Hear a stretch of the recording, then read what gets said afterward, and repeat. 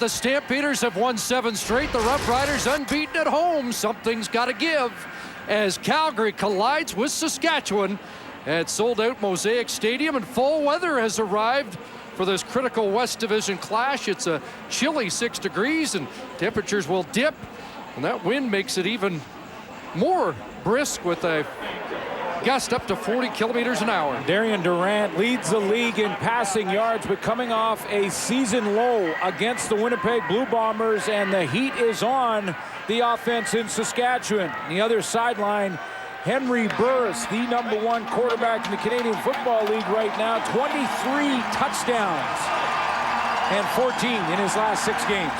John Hufnagel's 9-1 Stamps won the first meeting 40-20, and win here, and they'll really take a stranglehold on the West Division.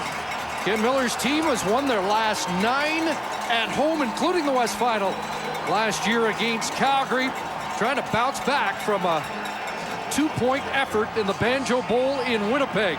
Hugh Charles is in the lineup for the Saskatchewan Roughriders, and he's back with Stu Ford to accept the opening kickoff as the fans come to their feet here at Mosaic to exhort the home team that's been in a bit of a funk. Well, they met in week 5, a 40-20 loss for the Saskatchewan Roughriders, but 5-0 at home, which was something John Hufnagel reminded everyone of. I'd like to say hello to the folks watching on the NFL Network tonight. We're underway. Big clash in the West, and it's Hugh Charles up over the 30-yard line, and Charles reaching to the 35 as he will take the kick responsibilities from Dominique Dorsey, now on the injured list, as Darian Durant leads the offense out. Hasn't thrown a touchdown pass in 3 games now and counting. We mentioned Hugh Charles. He is in the lineup and will play at times on offense. There's the new receiver in for Preche Rodriguez, Kerry Koch at wide receiver. And on the offensive line, Chris Best will have to try and handle Tom Johnson and Devon Claybrooks. From the 35, second read over the middle, it's complete. To be short of a first down. Andy Fantuz jolted by Milt Collins. Defensively, the Calgary Stampeders, the #1 defense in Canadian football. There's Devon Claybrooks, who I mentioned. A couple sacks in the last couple of games for him. The linebacking core with Juwan Simpson in the middle, leading the team in tackles. And Brandon Smith in the secondary. 4 interceptions his last 2 games and on fire.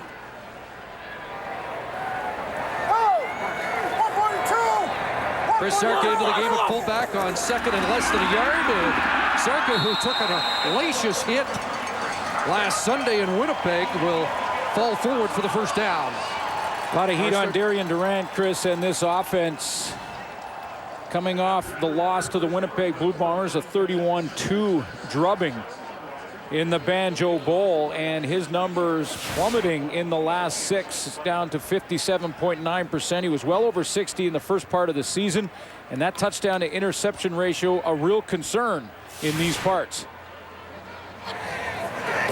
First down, handoff, and Wes Cates up to the 50-yard line. Cates, who has been held in check in consecutive games with 15 and 18 yards rushing in his last 2 starts. Boy, has he ever. And this is an area of concern. When you don't have your running game and you don't have Wes Cates rolling like they did early in the season. Remember, he had 200-yard games in his first 3. Then you're in second along a ton on offense, and that's been the Saskatchewan Roughriders' problem. 2nd and 7 here. Bunch formation to the wide side. Durant time, it's intercepted. Milt Collins has got it. Gets by Durant, and Collins will score. Interception for a touchdown by Milt Collins. And Calgary has struck first on a 54-yard interception return. Second interception for Milt Collins, who's going to battle with, I believe it was Andy Fantuz, to get better position on the inside. And when you throw that interception as a quarterback, Darian Durant now has to try and make the tackle. He overruns it, and Milton Collins, first points of this game tonight. Collins' second touchdown of the year. Both have come against Saskatchewan. second touchdown in his CFL career. He had a fumble recovery for a major in Hamilton last year. Rob Maver, the point after. And the Stamps have quelled the crowd at Mosaic with an early Collins touchdown. Off turnovers, now 107, thanks to the interception return for a touchdown by Milt Collins. Milt Collins was a receiver in college at Ole Miss, and he showed a little bit of that instinct on that interception. Big boot, and again, it will be Hugh Charles from just inside his 5. And Charles fights his way up to the 30-yard line. Another look at the Durant interception. Well, Andy Fantus is trying to run what's called a bang route. Here he is right here in the formation. I'll show you what that means. As he hits the line of scrimmage, he's going to get straight man-to-man coverage from Milton Collins. And that bang route goes out to the outside like that and then bangs in. And he's hoping to get Collins on his outside shoulder. Well, you'll see Collins fights for that inside position. He maintains it inside and is the first guy to the football. So it's 6 straight interceptions for Durant since his last touchdown pass. We'll go back to work here, down by 7. Take it! Looks one way and gets flushed, looks downfield, and Rob Baggs got it at the Calgary 50-yard line.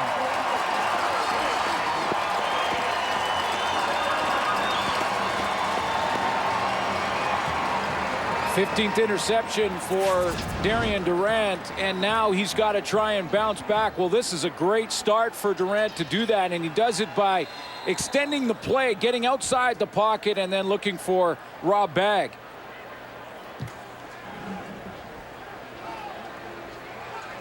.28 for Durant to Bagg at a first down up at the 52.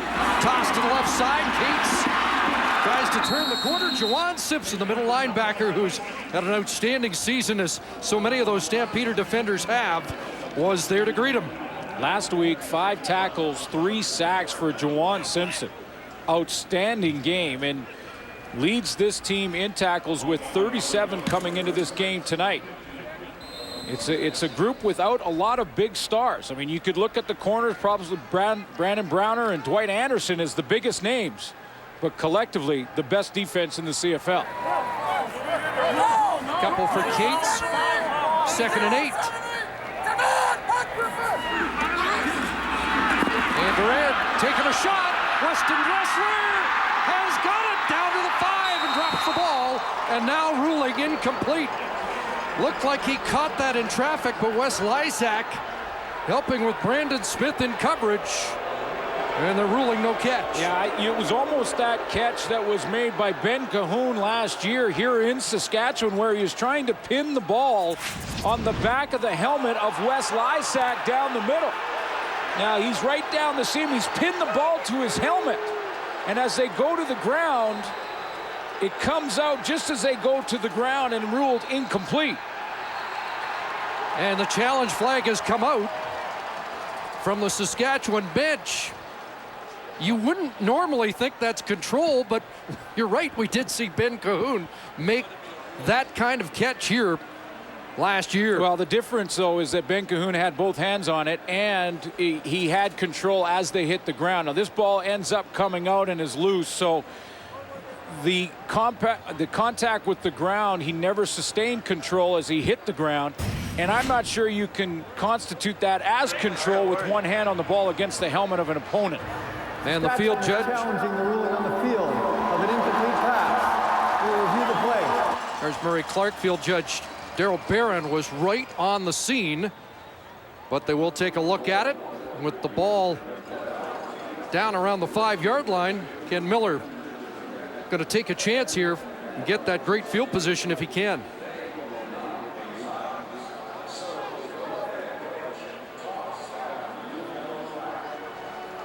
Well, the first question is, would you consider that control by Weston Dressler? I'm not sure you can with one hand on it as it's moving around on the back of the helmet of Wes Lysak.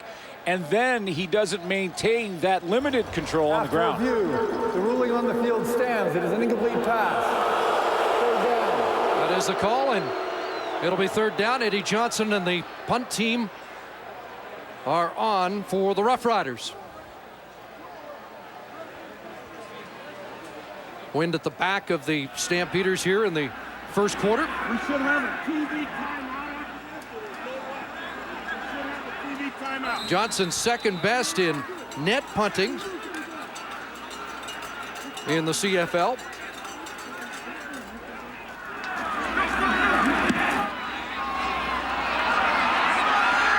And that ball allowed to drop. Dion Murphy fielding it at the 6, and the Stampeders will start deep in their own zone when Henry Burris and the offense go to work.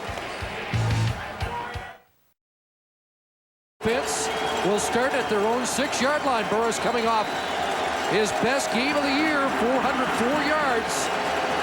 And player of the week honors last Friday against the Eskimos. Take to Reynolds.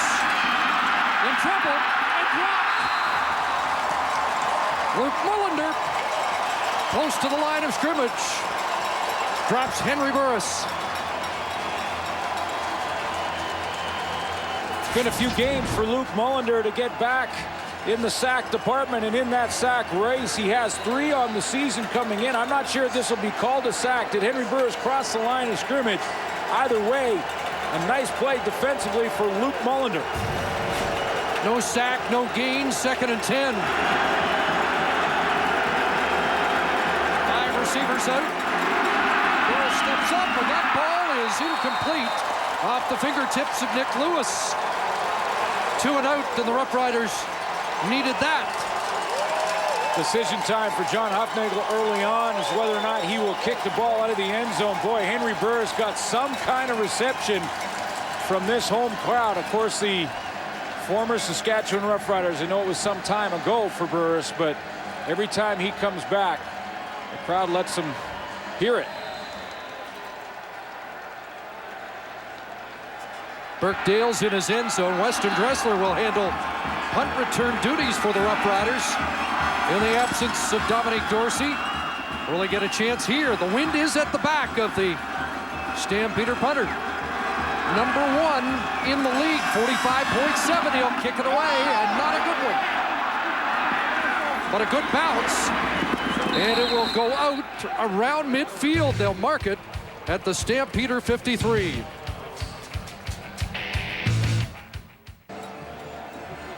Friday Night Football in Regina, and on the sideline, Sarah Orleski.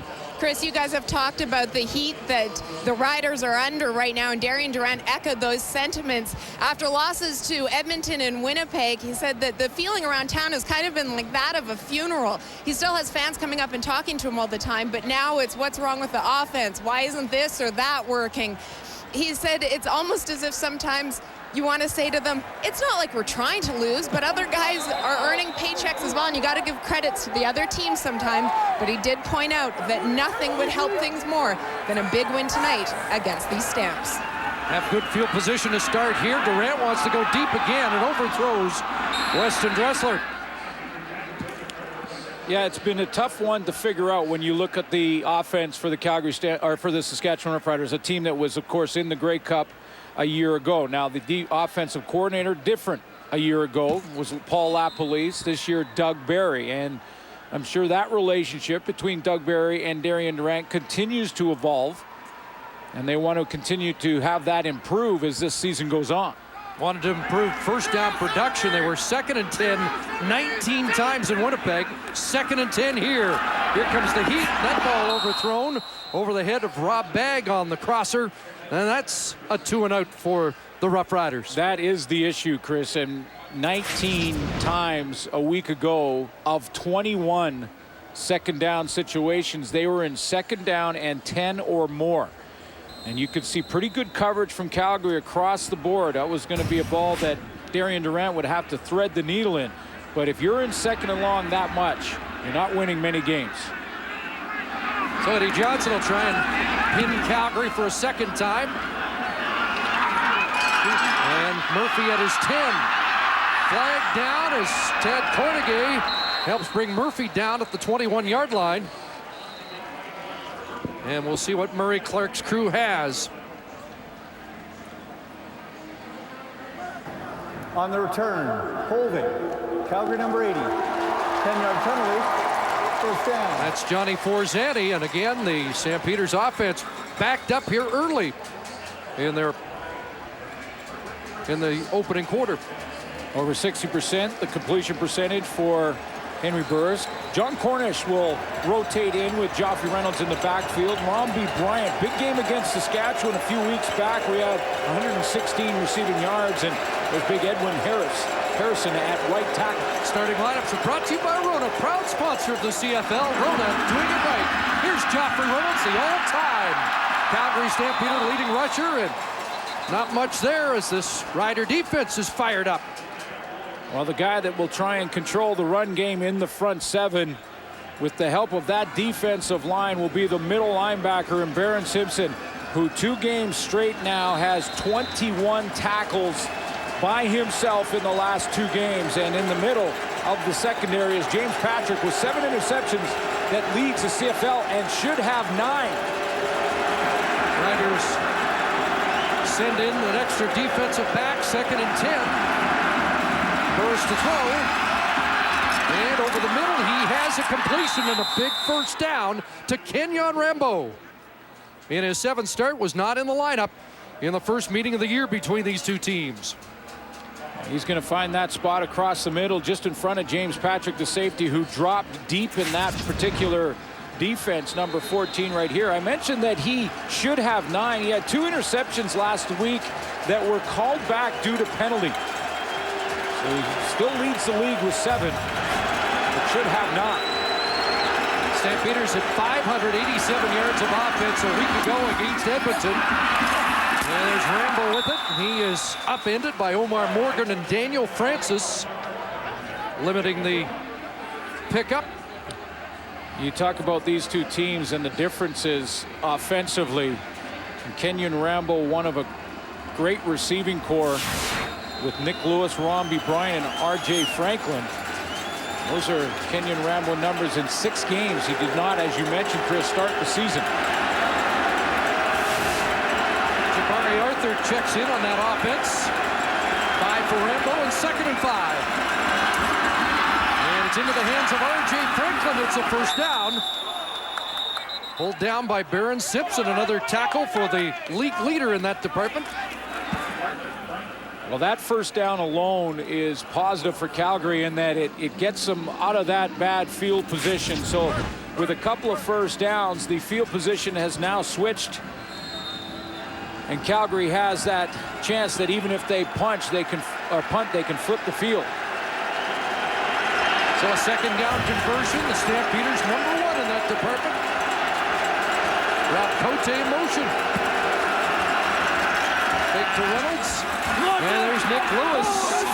And Lewis gets some extra yardage. Daniel Francis pulls him down in a flag near that Calgary bench. And did Francis grab Lewis's grill? I think he did. That looks like a face mask on Daniel Francis, who's moved over to linebacker. Tad Cornegay playing out on the corner. Major foul, unnecessary roughness. Saskatchewan number 35. 15 yards at the end of the play. First down. They're calling that unnecessary roughness. It looked like Nick Lewis jumped up immediately and grabbed his own face mask, indicating that Daniel Francis had face masked him, but it looked like he might have grabbed the back of his helmet as well.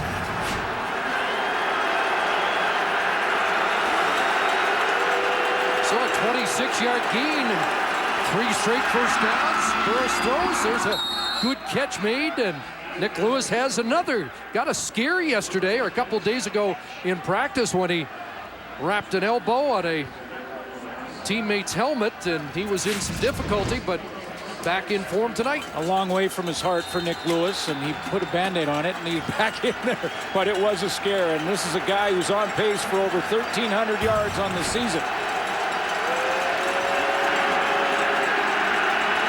2nd and 3 at the Saskatchewan 42. Reynolds, nice cut and a little extra power against Sean Lucas, and should be close to the first down.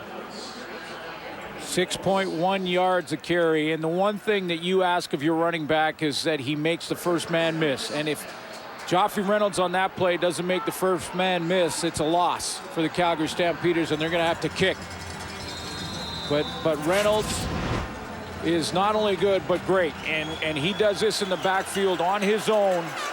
This is a loss, and I believe it was Luke Mullender. Nice move there. And he moves the chains. Carrying off a season high 145 yards last Friday. Quick hitter, and Omar Morgan closed quickly on Rambi Bryant. First catch of the night for number 83. You know, when you think about the fact that Joffrey Reynolds is giving up the odd series in games to John Cornish and losing those carries because of it, I mean, he would certainly be leading the league in rushing if he got all the carries in this offense. John Cornish will get every other series, 2 for Reynolds, 1 for Cornish.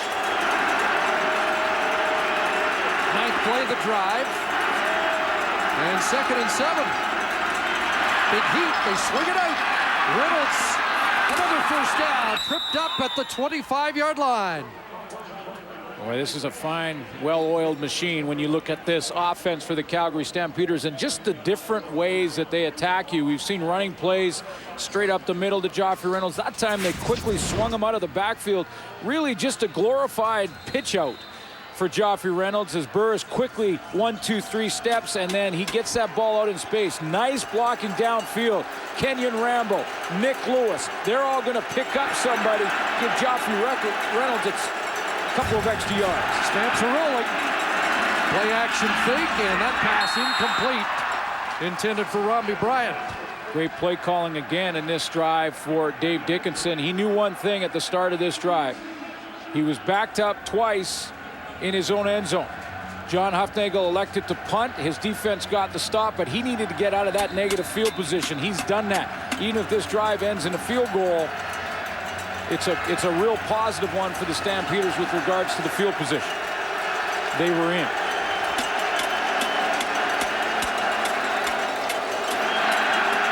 So 2nd and 10 on the 11th play of the drive. Here comes pressure.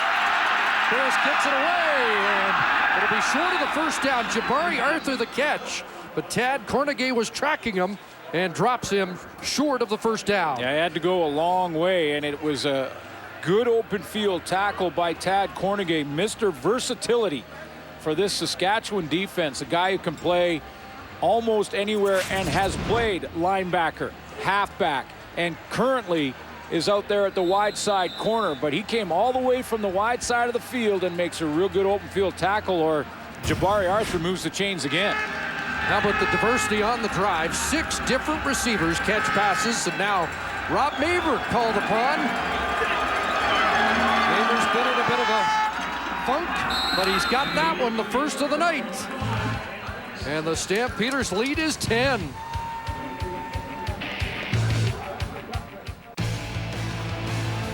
CFL on TSN continues tomorrow night from Vancouver. The Tiger Cats roll into Empire to take on the Lions. Live coverage 9:30 Eastern, 6:30 Pacific with the Samsung pregame show. That should be a good one. Yeah, this province not happy that Stevie Baggs, the former Saskatchewan Roughrider, signed with the Hamilton Tiger Cats. Don't think he'll play in that game tomorrow. And he heard about it on Facebook from his former fans here. Lions starting to heat up. Rob Maver kicking it downfield, and here's Hugh Charles. And Charles working his way across the 30, close to the 35-yard line. So just over a minute remaining in this first quarter, and it has not gone well for Darian Durant and the Roughriders. You know, I talked to Ken Miller about what he thought were some of the issues with the offense, and you know, it was pretty simple for him. He said they just have to take what the defense is giving them. I know that's a cliche that's heard many times, but he said at times we're trying to go for that deep ball a little too often. That takes longer in the pocket. It leaves our quarterback more vulnerable. If we just try and move the football methodically down the field, we should be able to set it in. Doesn't look like protection's been an issue in his first quarter. There's a quick hitter. Rob Bagg intended target. Dwight Anderson in tight coverage. Well, we did ask the coach about what hasn't gone right of late on offense. The thing that's going on with our offense right now is it seems like we're trying to score 12-point touchdowns, and our offense has been pressing over the last little while, the last 3 weeks or so. And we really shouldn't be pressing because we have a good set of receivers. We have a tremendous running back. Our quarterback is a star, or certainly a future star. So if we just take care of business, we should be fine. Well, maybe if Darian Durant starts to take off a few more times and loosen up the defense, as he just did for 23 yards. Well, it's been one thing or another over the last few weeks, but the one thing that has improved and is different than last year in a positive way is Darian Durant's running. I mean, he is on pace to surpass carries from last year and rushing yards from last year in a big way, and that's a huge first down. Should be the final play of the opening quarter, and up at midfield, first down. Short drop, will he take off again? Yes, he does. And Durant this time takes a hit and still falls forward for some extra yards, trying to pump up this Mosaic crowd and his offense. End of one. Stampeders with the lead.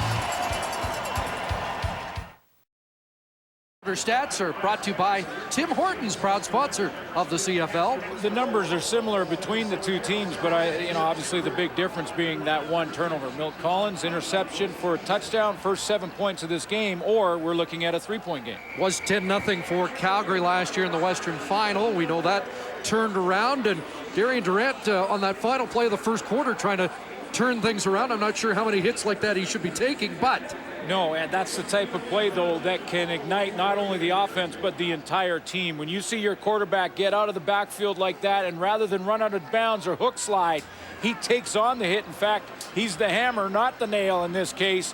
That can pump up the entire sideline. The Riders were jumping up and down on the bench when that play happened, and Darian Durant delivered a blow. 9 on the play, so we start the second quarter. Wind at the back of the Roughriders, second in inches, and Durant will plunge forward and should have the first down. I mentioned his rushing yards. He's on pace to beat what he did last year. In 2009, he had 60 carries for just over 500 yards. This year, he's on pace 86 for 640. Now, some of that is because he hasn't had quite as good as protection up front as he did last year. And he's been running for his life in some cases, but rushing numbers are up. To the Stampeder 43, a first down, 6 receivers out. Pressure off the edge, and Bentus can't hang on. Jawan Simpson got a hit in on the quarterback as Simpson blitzed from his middle linebacker position. Well, Dan Goodspeed couldn't really help here. There's Goodspeed there. He's got a guy that he's facing in right off the edge, untouched, is Jawan Simpson. And this is a matter of the quarterback getting rid of it before the hit, but it was just before.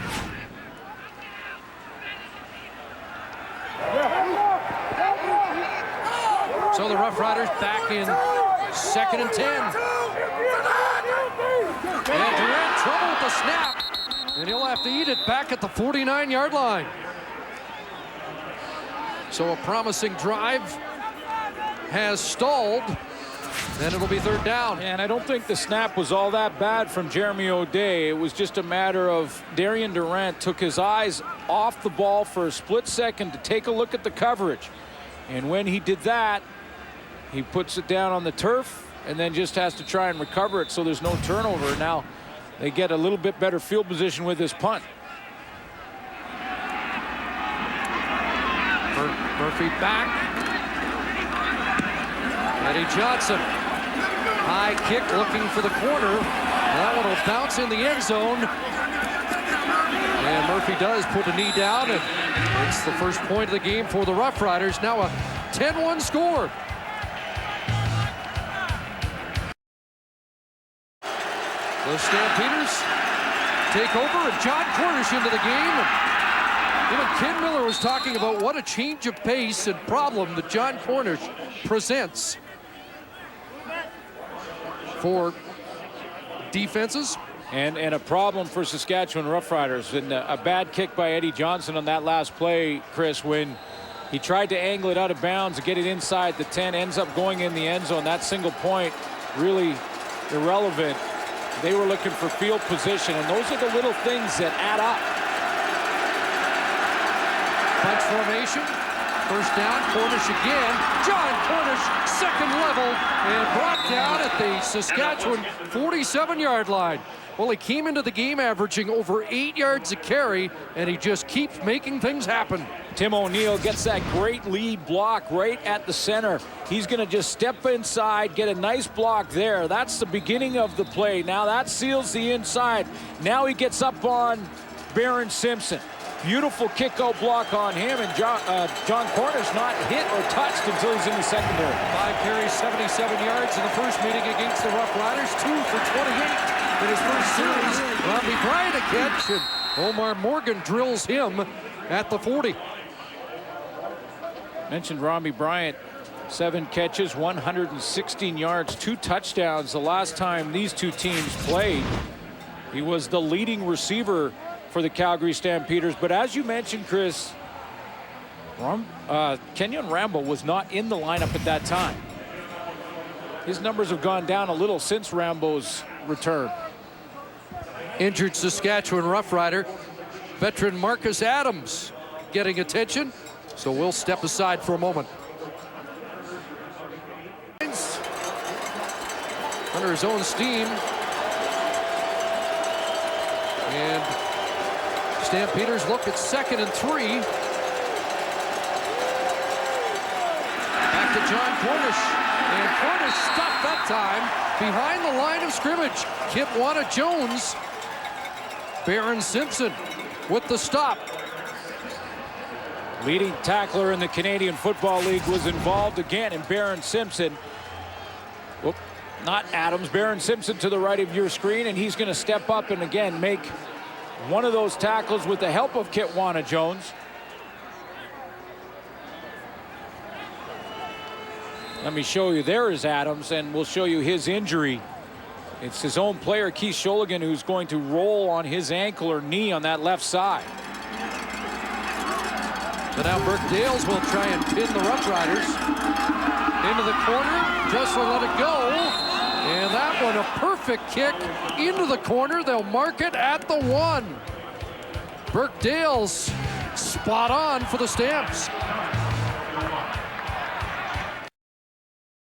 Saskatchewan Roughriders have lost 2 of their last 3, and when you do that as a team, you come together as a group or as a family in that locker room. This is the Saskatchewan Roughrider locker room, and this is their family board where you can put pictures up of your family members, your wife, your kids, your mom and dad, and this map shows where everyone in this football team comes from in North America, and it's a Ken Miller idea that he brought into the locker room to try and bring that team closer, keep the family in the forefront, and they're going to need that to be tight-knit group to come out of this. Trying to come out of the shadows of their own goalpost here. And over the backfield, Weston Dressler. And a flag comes down as he was jolted by Brandon Smith up at the 8-yard line.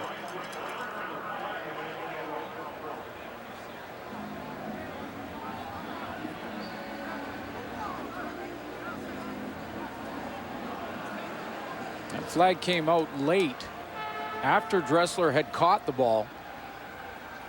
Legal interference, blocking downfield before the pass was caught. Saskatchewan number 89. We go to the 1-yard line, repeat first down. So the field gets even longer. Chris Getzlaff called for the illegal block. Dressler's coming out of the backfield from the left side. And down the field, you can see right here, Chris Getzlaff blocking before that ball is caught. And if Dressler is behind the line of scrimmage, it's okay to block. If he's across the line, you can't.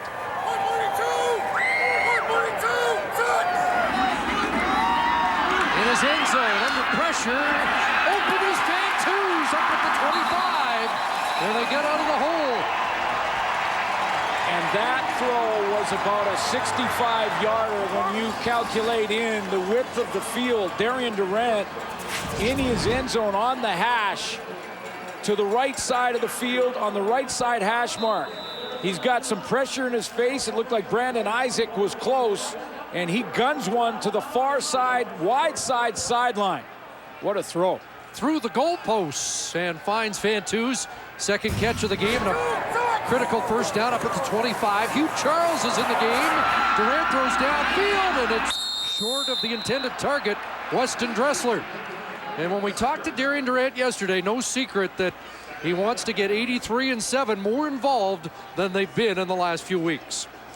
Well, no question with Weston Dressler, 689 yards coming in, a playmaker in a big way, and Fantus is the guy that continually will move the chains for you. He's great sense of time and space on the field.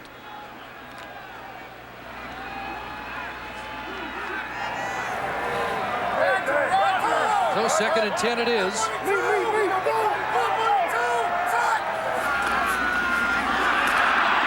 hit as he threw and the ball knocked down. Good break on the ball by Keon Raymond to knock it away from the intended target, Chris Getzlaff. Yeah, Darian Durant hit a little bit, and it basically just threw off the accuracy on the throw a little. He's going to get Malik Jackson coming off the edge from the top of the line, number 11. Already has 5 sacks on the season, and just that pressure and being in his backyard affected the accuracy. 4 possessions, 4 straight punts for the Roughriders, and Eddie Johnson trying to boom one. Murphy back at his 30. Flag down as Murphy is brought down at the 38-yard line.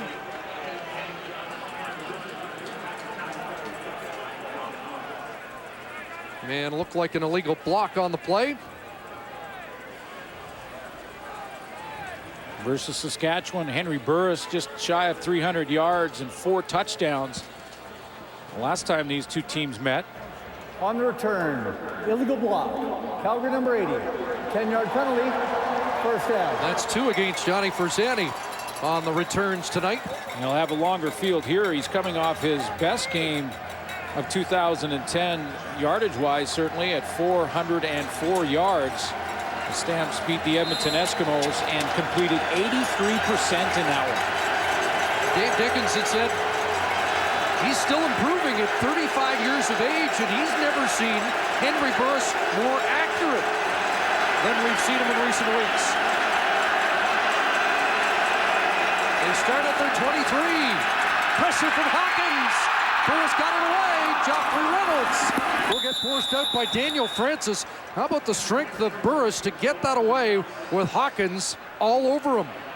Power rush from the edge from Brent Hawkins working on Ben Archibald.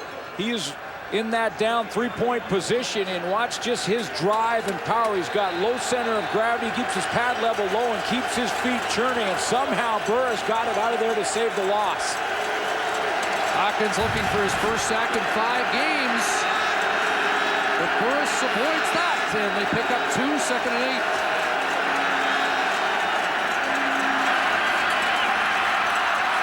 Running out of time. And in trouble. Burris escapes downfield. And is it intercepted? Francis looks like he's got it. The Stampeder bench say incomplete. And the officials will sort it out. It only matters what the guy in the striped shirt says. And they say incomplete as well. Well, and Daniel Francis wants Ken Miller to challenge this.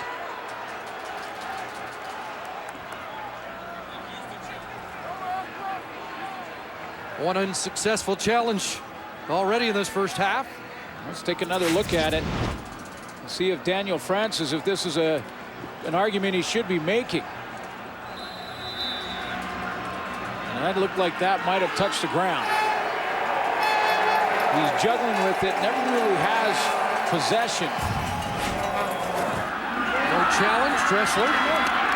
That is 43. And Dressler will be brought down quickly.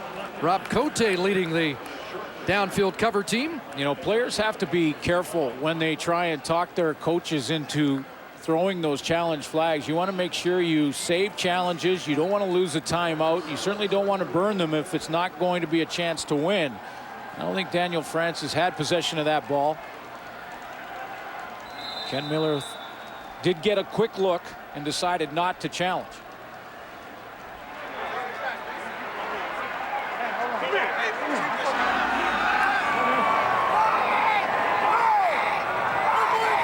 For the Roughriders to work from their 48. More pressure, Durant downfield, Bertuz wide open. And then drops the ball. And who's got it? I think the Stamps have come up with it. A real fight for it down there. Did Milt Collins grab the ball? They're ruling. Bertuz has got it.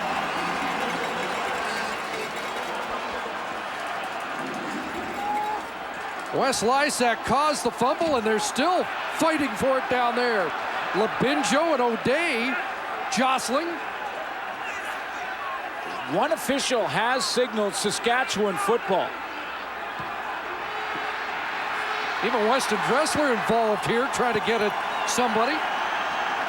Wes Lysak, the safety, was the player who knocked it out of the hands of Andy Fantus. And Ken Miller onto the field to play peacemaker.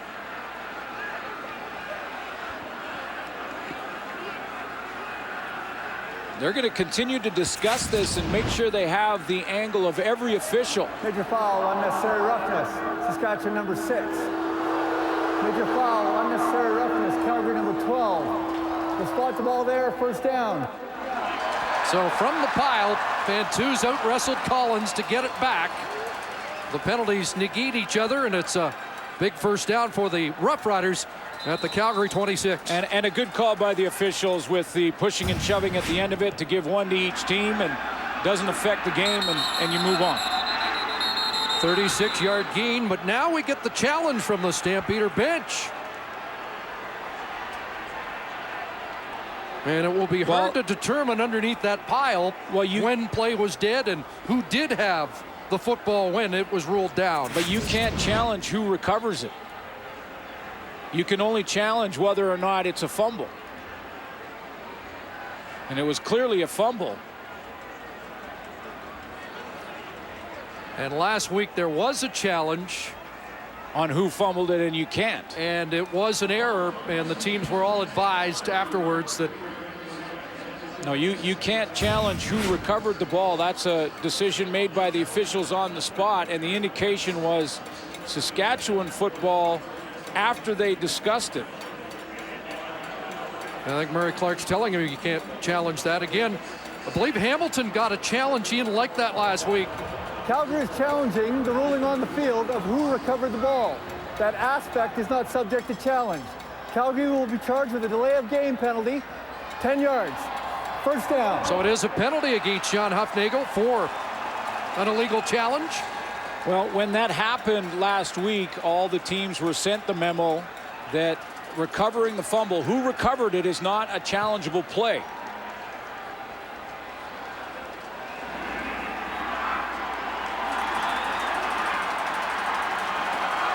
So a break for the Roughriders, as the ball is now marked at the Calgary 16. First time in the red zone for Saskatchewan tonight. They weren't there last week, not once. Here comes pressure. They get it away, looking for Dressler, and overthrew him by a stride. That's been the issue for Saskatchewan over the last 3 or 4 games, where Darian Durant has had the potential to make some big plays down the field and has just missed his target. Now again, he is under duress with pressure in front of him. Charleston Hughes got there. Didn't get beyond the 26 in Winnipeg last week. 2nd and 10 from the Stampeders 16.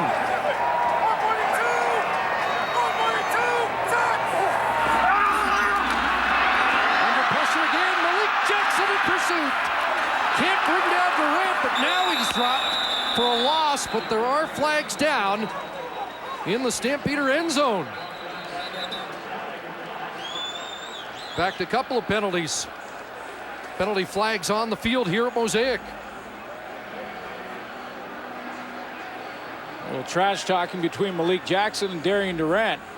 I'm sure Jackson said, I caught you from behind. Now, Dwight Anderson getting involved. Contact on the receiver. Calgary number 33. Half the distance to the goal line. First down. Dwight Anderson, the culprit, and he was in the face of Darian Durant at the end of that play.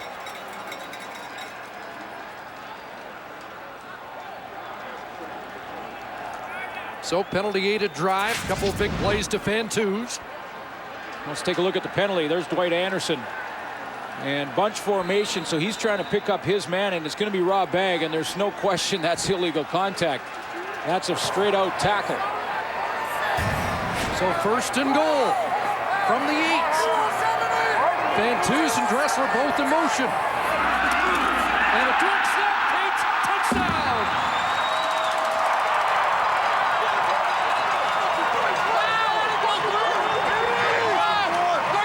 Little deception from Doug Barry, the offensive coordinator for the Saskatchewan Roughriders, to go with the direct snap to Wes Cates. And Darian Durant sold it. All eyes and focus on Darian Durant, number 4. Major foul, unnecessary roughness, Saskatchewan number 6. Major foul, unnecessary roughness, Calgary 33. Those are after the play. Touchdown stands. So Wes Cates, the touchdown leader, has number 12 on the year. Direct snap and an 8-yard run to get the Roughriders back in it. You have to be good salesmen in plays like that. Darian Durant was just that. He adds the extra point. And now the Stampeders lead by 2.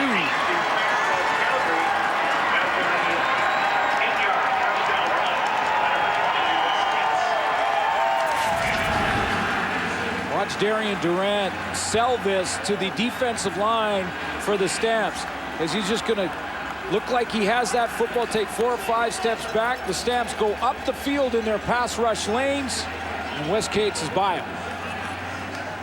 Former Stampeder into the end zone. What we saw in the last few plays, Glenn, something you asked Ken Miller about yesterday. There was a lot more pre-snap motion than we've seen from the Roughriders. That used to be their trademark. Well, they talked a little bit about it, that they want to get back to what they were doing more of last year, and that was that pre-snap, especially on first down, to get themselves in manageable situations, and we've started to see more of that here tonight. So Doug Barry going back to some of the things that worked last year, and then really adding a wrinkle when he goes direct snap to Wes Cates for that final touchdown. So starting to mix things up offensively.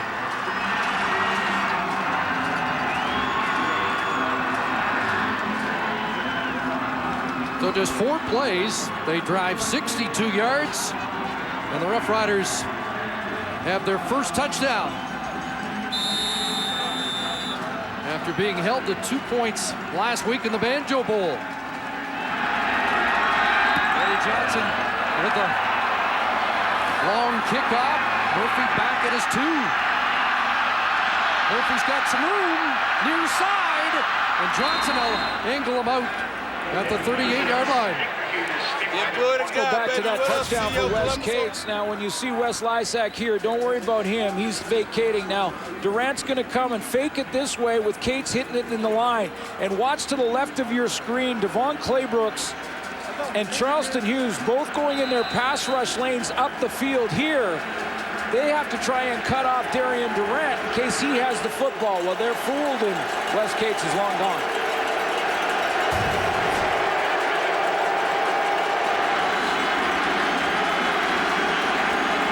At the 38. Harris took a hit, but swings it out. And Nick Lewis brought down by the safety, James Patrick.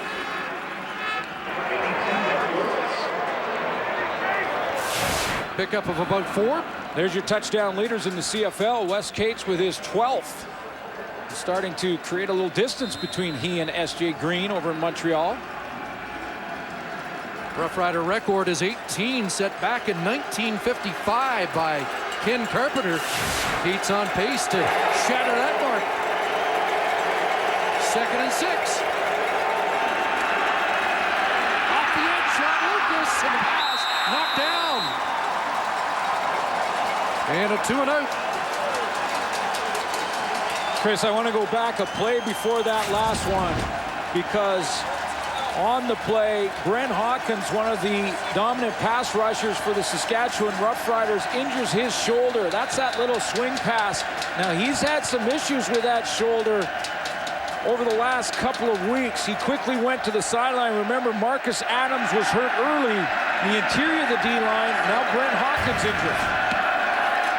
Third 2-and-out of the game for the Stamps. Second in a row. Dressler dropped down at the 33-yard line. Rob Cote, first man to meet him. Let's go to the sidelines. Here's Sarah Orlesky. Chris, we talk a lot about the Stamps defense, and we can't talk about them without mentioning the architect of it, defensive coordinator Chris Jones. His players describe him as everything from a guru to a workaholic. And Devon Claybrooks, who played under Jones when they were both with the Alouettes, said he thinks that he puts in even more hours now than he did when they were in Montreal. He thinks that the success that he's had really fuels Jones. His players also say that you have to be able to pick things up very quickly when it comes to him, because Jones has been known to put up schemes on the sidelines and implement them in games on a dime's notice.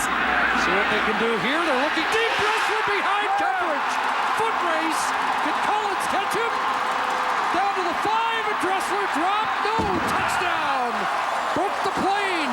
And just like that, the Saskatchewan Roughriders have the lead on a 77-yard touchdown pass. Well, it looked like Brandon Smith gambled and tried to play for the interception. He came underneath. Now, my question, though, is, did Weston Dressler cross the plane of the goal line? I know he was close, tackled by Milt Collins, but did he cross the plane? Did that football cross the plane before he went in? And I don't think it did. Now we'll wait for a challenge from the Stampeders sidelines. And I don't know if we're going to get one. They'll kick away. Point after from Conji's good. Longest career reception for Weston Dressler. Number 7 for 77. Let's take a look at the play first. And it looked like to me it was Brandon Smith who's going to gamble. Here's the one-on-one as Weston Dressler, who loves this corner route, doesn't do anything fancy with it. He just wants to get to the sideline as quick as possible. Brandon Smith, who's had a couple of interceptions of late, tries to play the football, misjudges it. Now, Dressler didn't look like he got in. Little corner route right here. And John Huffnagel likely doesn't throw the challenge flag there, because when you're on the doorstep, the 1-yard line, you're likely going to get scored on anyway. He's already used one, wasted it, and was penalized for trying to challenge a play that he couldn't. Decided not to there. So back-to-back touchdowns for the Roughriders here in the second quarter. And the touchdown drought for Darian Durant has ended after going without for 3 games, and that ball into the end zone, and it's going to stay in play, and this means a single point. So suddenly everything going the Roughriders' way. You talked about Darian Durant's slump for touchdown passes coming into the game. It was 108 attempts, so he bumps that slump with a touchdown to Weston Dressler. We'll come back to it. And by the sounds of what he just said, they may come back to that corner route. If he gets by him. Well, he had a drought of big plays, and all of a sudden, a 77-yarder, and just the 5th completion of the night for Darian Durant. Here comes the 13th man. John Cornish in the offense for the Stamps. And it's Cornish on the right side, and Barron Simpson stepped up and chalks up another tackle as we get the 3-minute warning here at Mosaic. It's turned as the Western Final did last year when Calgary had an early 10-point lead. 2nd and 7, and some early movement, and the fans getting loud here at Mosaic. Yeah, and I think they didn't have the first down markers completely set coming out of that break, and they wanted to stop the play because of it. There's no infraction on the play. The play had been blown dead. 2nd down.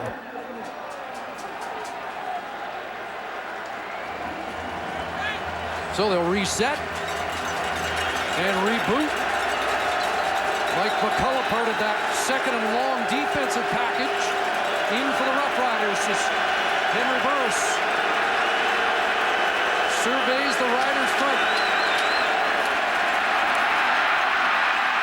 Gets away, an open man, and a catch made. Dion Murphy down the sidelines.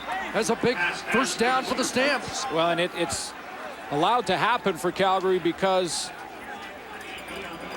Henry Burris is able to extend the play. There was a pretty good pass rush by what is a real undersized defense all of a sudden for Saskatchewan. Keep in mind they have 2 defensive linemen, 2 starters out of the linebacking or out of the defensive line corps, so Burris buys some time there. 7 different receivers. Marcus Adams has just checked back into the game. No Brent Hopkins. Burris steps up. He goes long, looking for Robbie Bryant. Incomplete, but a flag on Tad Cornegay. Pass interference against the Roughriders.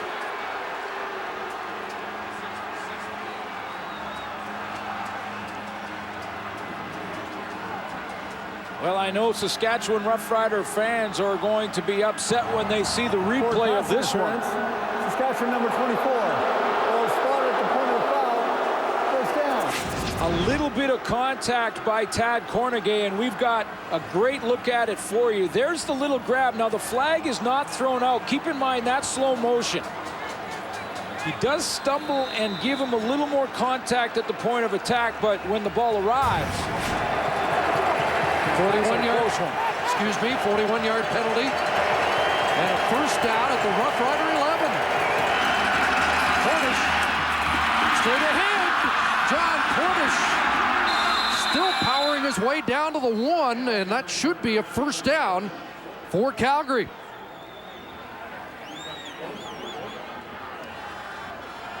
it's a big play set up by a pass interference call, and there's no question Tad Cornegay did close his hand on the jersey, and if that's what the official saw, even though it was brief, we classify that as interference, and now Stamps right on this doorstep. Well, they mark it just short of the 1-yard line, so it will be a 9-yard pickup. 2nd and 1. Field goal on their first trip to the red zone. And now the Roughriders call timeout. Well, I watched Marcus Adams, who you mentioned, Chris, did get back in a couple of plays ago, but he was not effective in his pass rush at all. He barely put any weight on that leg. Now, with him at half speed and no Brent Hawkins, this defense gets small in a hurry. I mean, when you substitute Kitwana Jones, you're losing 25, 30 pounds on the D line. You're going to see more of Jarrell Freeman, who is basically a linebacker, and more of Mike McCullough, also a linebacker at 226. You see the rookie Shamari Williams also in. As they dig in on 2nd and 1. Stamps 2 back, Cote in motion. Burris punching ahead. Burris near the goal line, and any indication yet? None from the officials, but that should be enough for a first down. Now Kitwana Jones just has to find his helmet. He's at the bottom of that pile somewhere. Well, full credit for the Riders on that play. Consider they are undersized. They're missing their starting defensive end and have a half-speed Marcus Adams right in the middle. And there's Kitwana Jones trying to regroup. Not sure he's found his helmet yet. A little whack in the mouth, too. A little smash mouth down there. Didn't know he was running for Mayer. Now they'll mark the ball to see if they have the first, which they do, and then the ball will be placed back on the 1 yard line.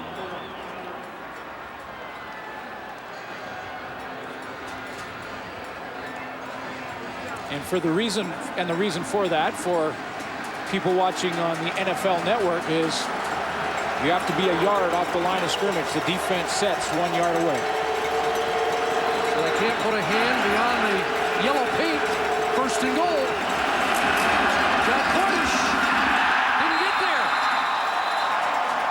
Or did he? It'll be second down.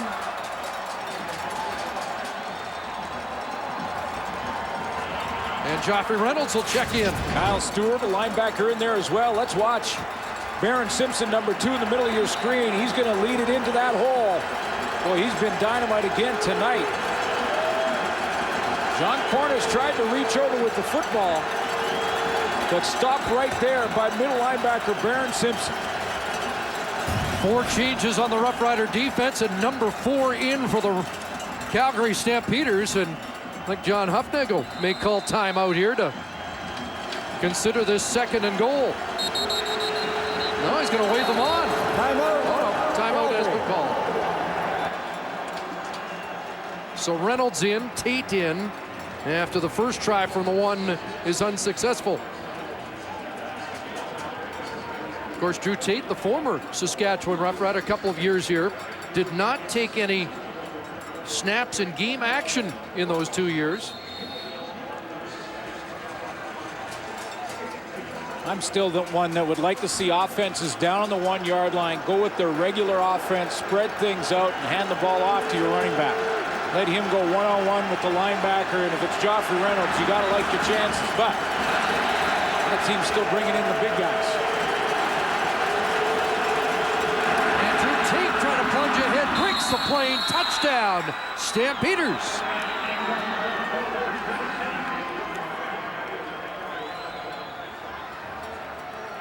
Third touchdown of the year for Drew Tate. Man, he's got a fan here in Calgary, or in Regina. Drew Tate out of Iowa picks the spot. Looked like the left side, right behind Dan Comiskey and Ben Archibald.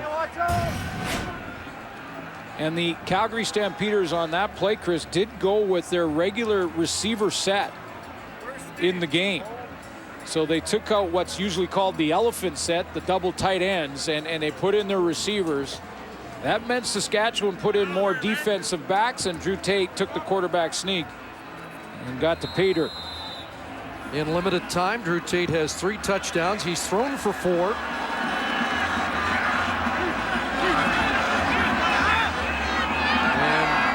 Maver will attempt to boot. Calgary back in front.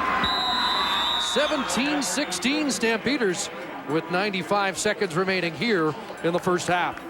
When you look at the Calgary Stampeders and their 9-1 record, teams have been very close at halftime, and Chris Jones is one of the best in the business, going in at halftime, making adjustments, and coming out and shutting teams down in the third quarter. When you look at the third quarter point totals, the Calgary Stampeders, 18 points in 10 games. That's less than a field goal a game. He makes adjustments at halftime. And 7 of 10 games, it's been within a touchdown this season, going in at the break. And let's see the Chris Jones defense coming out in the third quarter. And he's unhappy with the big play, I know, to Weston Dressler. There's Hugh Charles back. Rough Riders plenty of time here in the second quarter to get the lead back. Short kick. Charles around the sidelines, and he gets drilled back around the 31-yard line. Justin Phillips downfield in a hurry. Well, we've seen a resurgence of this offense in the second quarter. The Saskatchewan big play offense started the season red hot. You see in the first 5 games, they had 19 runs for over 20 or passes for over 30, but they've had just 4 in the last 5 games, 2 in the first half tonight. In the last 5 games, they have attempted those big plays and just haven't been hitting them, missing them by 1.5 yards here or there. But that play to Weston Dressler may get them back on track for those big plays. 77 yards to Dressler. And now they go to work at the 33. Keynes, who has had limited action so far tonight, did not much there. The last time these two teams played, it was tied at the half. And again, the Calgary Stampeders came out guns blazing in the third, and that was the difference. Now a 1-point game, basically, with time to go here, but at this point a 1-point game. And that very important third quarter, and which team can make the adjustments necessary. 2nd and 9, and now the Stampeders look for the stop and chance to get the ball back and add to the lead. Durant hit as he throws downfield for Rob Bagg, and too far for Bagg, and once again Darian Durant hit as he delivered the football. And you're wondering why those big plays have fallen off in the last 5 games. I would suggest that the reason has been that Darian Durant, and I'm not trying to give him an alibi, but Darian Durant has been under duress and under pressure a lot more in the last 5 games than he was in the first. And when a quarterback's being hit like that as he's throwing, or just prior to it has a man in his face like that, his accuracy is off. Big Mike Labinjo. Clock stopped, just under a minute to go. Both teams have used their timeout here in the first half. Johnson not a deep kick. On the bounce, Murphy will get the 5-yard no yards penalty. And Calgary have the ball around the 38-yard line. Yeah, and there's time. There's time. It'll be interesting to see Henry Burris come out. 49 seconds, plenty of time to certainly get field goal range. You saw on that. No yards. Saskatchewan number 46. 5-yard penalty. First down. Saw on that big play stat that Calgary's offense has been more productive in that department in the last 5 games. Dave Dickinson mentioned that he was rather conservative early in his play calling in the first 5 games of the year, but they've been more aggressive and they've made bigger plays. Dr. Reynolds, good first down run to the 44-yard line, but the clock will be rolling here. Henry Burris will call the plays on the line of scrimmage now. Try and get his team in field goal range. Won't be surprised in the second half to see Calgary go with a lot more run game against an undersized front 7.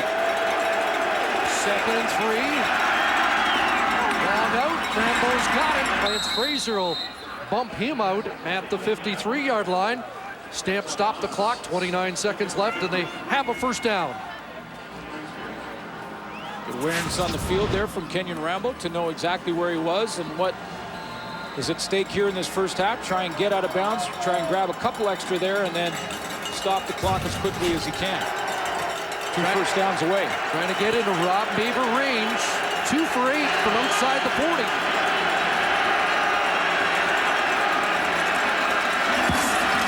There's McLewis to catch, and Lewis tumbles forward close to another first down at the Roughrider 48-yard line, and they've got time for a few more plays to get it closer. Probably get 3, maybe 4 if you're really quick for Henry Burris. 3 comfortably, and if he can get a big chunk here, 15-yard or some of that intermediate zone, he might take a shot at the end zone. 2nd and 1. They're going to throw. Burris with time and an open man, and the Roughriders trying to sell that no catch was made, but they're going to mark Kenyon Rambo at the 28. Well, this is what I meant. In 2nd and 1, they go down the field to Kenyon Rambo. They take a chunk here. Now Henry Burris could go to the end zone. He's got time. Did Kenyon Rambo maintain possession and catch that football? He did have his hands under it, but it looked like the point of it may have touched the ground. No challenge flag yet. Is it going to come out or not? fake, and Nick Lewis with the ball, and brought down out of bounds, down at the 15-yard line. And I'm a little surprised we did not see a Rough Rider challenge. Well, let's go back to the play before. One more look. Kenyon Rambo, because this is chip shot field goal range for Calgary, and you can see the tip of the football right there comes out and is touching the ground. Now that means that he used the ground to secure the catch, which would be ruled incomplete, but there was no challenge in time. A play was run. Now Maver gets the chip shot. A little surprised on that play call if you're not going to go for the end zone. And there's 1 second remaining, so they just get it to Maver, and he will put it through. So a valuable 3 points to end the first half as the Stampeders have a 4-point lead after 30 minutes at Mosaic.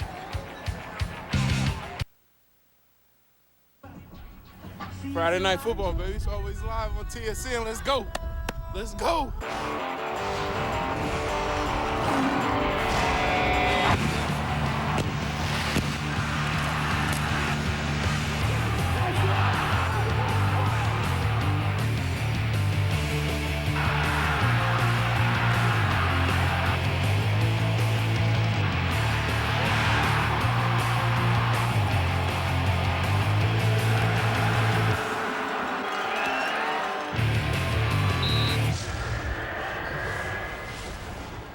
It's a good one at Mosaic tonight. Calgary by 4, and Sarah Orlesky is with the Saskatchewan coach, Ken Miller.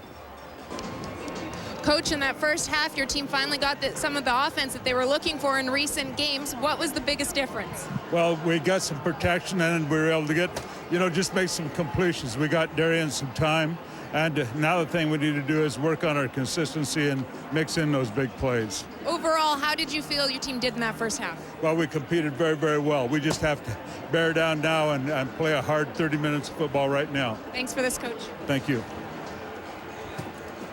Roughriders came back from an early 10-0 deficit to lead, and then 10 straight points for Calgary at the end of the first half. You mentioned the Calgary defensive record in the third quarter. They have not allowed a point in the last 3 games in the third quarter of those games. Yeah, this is where they lock it down. Now Calgary will start with the football. We see Henry Burris first, but 18 points in 10 games for that defense for the Calgary Stampeders in third quarters. So the pressure is on Darian Durant.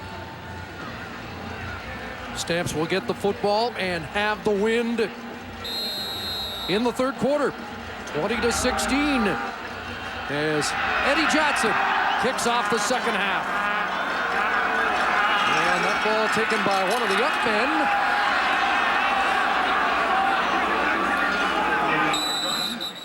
Up around the 40-yard line. Good field position for Henry Burris to start this as he consults with Dave Dickinson, who is calling the plays in his headset. Take a look at his numbers after the first half. 16 of 20, good completion percentage, and then so 135 yards. He has yet to find the end zone on a touchdown pass. 4 the last time these two teams played for Henry Burris. Has had multiple touchdown pass games in every game since being shut out in week 1. Joffrey Reynolds tripped up at the line of scrimmage. Brought down by the rookie, Shamari Williams. Shamari Williams likely gets more playing time in this second half that he's seen all season with the injury to Brent Hawkins, a banged-up Marcus Adams, and Shamari Williams, the first-round draft pick, playing defensive end. Can play linebacker as well. Cuts underneath the block of Nick Lewis and makes a nice play. Number 1 pick overall, and we're told that Brent Hawkins is out for the rest of the game with that injured shoulder. 2nd and 10. Pressure off the edge, and Nick Lewis breaks 2 tackles, and he'll be stopped short at the 48. Boy, he is a tough man to bring down, the leading yak yard man in the Canadian Football League. Yards after the catch, and it's so important to rank just who is the best receivers in the league, because these are those yards that you have to go out and earn, take hits for, and No one better than Nick Lewis in 2010 in yards after the catch. And Darius Bowman right behind him for the Winnipeg Blue Bombers. That's Arlan Bruce, who we will see tomorrow night. For Kirk Dales on third down. Weston Dressler from his 13. And Dressler brought down after a short return. Saskatchewan football when we come back. Possession of this second half, and now the Saskatchewan Roughriders go to work from their own 17 against a defense that has not allowed a third quarter touchdown all year. 6 receivers, quick hitter, Wes Cates. And Brandon Browner right there on the corner for the Stampeders. Take a look at Darian Durant in the first half. Did get the one big play to Weston Dressler, 173 yards passing, but you can see the completion percentage not great, 5 of 15. And there finally, as Dave Randorf mentioned at halftime, that touchdown pass. 108 attempts coming into this game without one. And 3 straight games, he's finally bumped that slump. First and 14 quarters, second and 7. And he looks for Fantuz, and he's got the catch. Andy Fantuz, a first down, up at the 35-yard line, 4th catch of the game. And Andy Fantuz leads the Saskatchewan Roughriders, and coming into this weekend was tied for the league lead in second down conversion catches. Catches that either move the chains for the offense, or if you don't make them, your offense is punting. And Andy Fantuz leads his team and the league.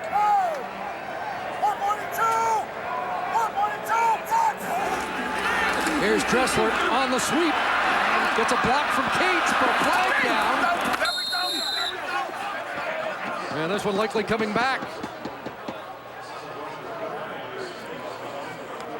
8 carries for Weston Dressler. They'll throw this into the offensive game plan every now and then to just try and keep the defense honest and not key too far. Saskatchewan number 64. 10-yard penalty. It's the right tackle, Dan Goodspeed, who expresses his concern with the call. With the mic open as Dan Goodspeed walks by. And how was that a hold? So that negates the play and sets up first and 20 back at the 25.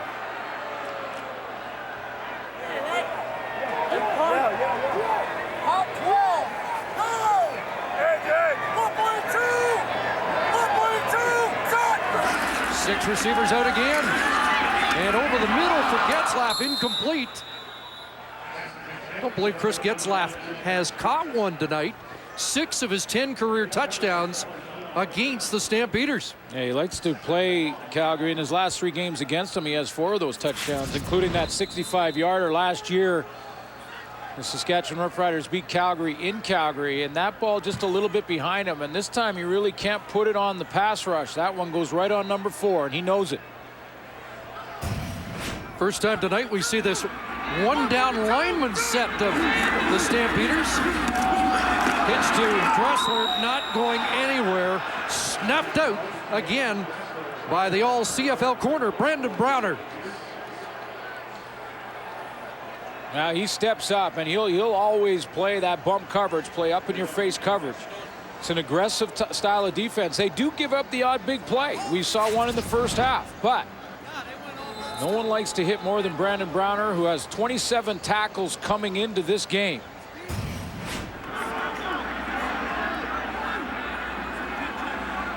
Eddie Johnson to kick it away. Dion Murphy awaits at the Stampeder 45.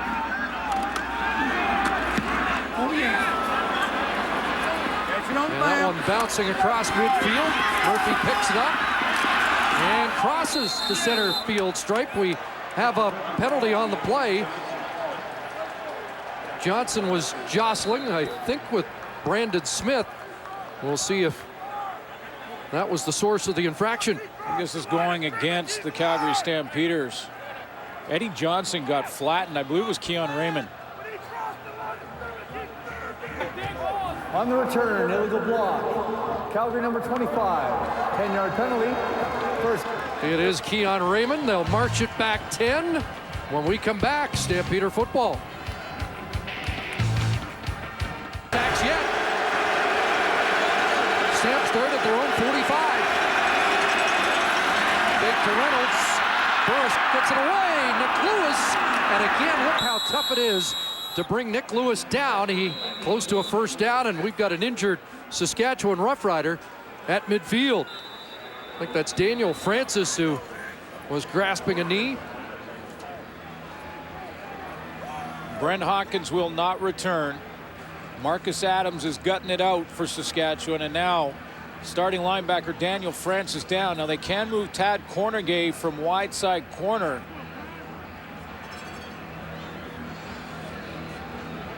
We'll see how they juggle it.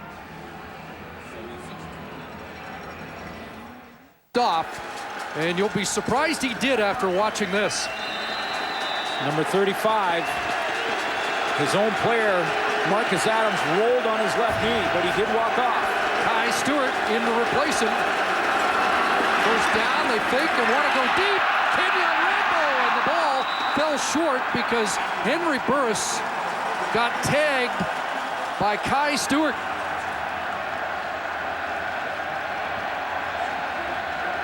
Big hit by the blitzing linebacker. Well, and he doesn't disguise anything. He's going over Ben Archibald, the left tackle, I believe it is, at the top of your screen. As he's going off the edge here, he just beats him to the inside. They actually play a tight end. It's Rob Cody, the fullback.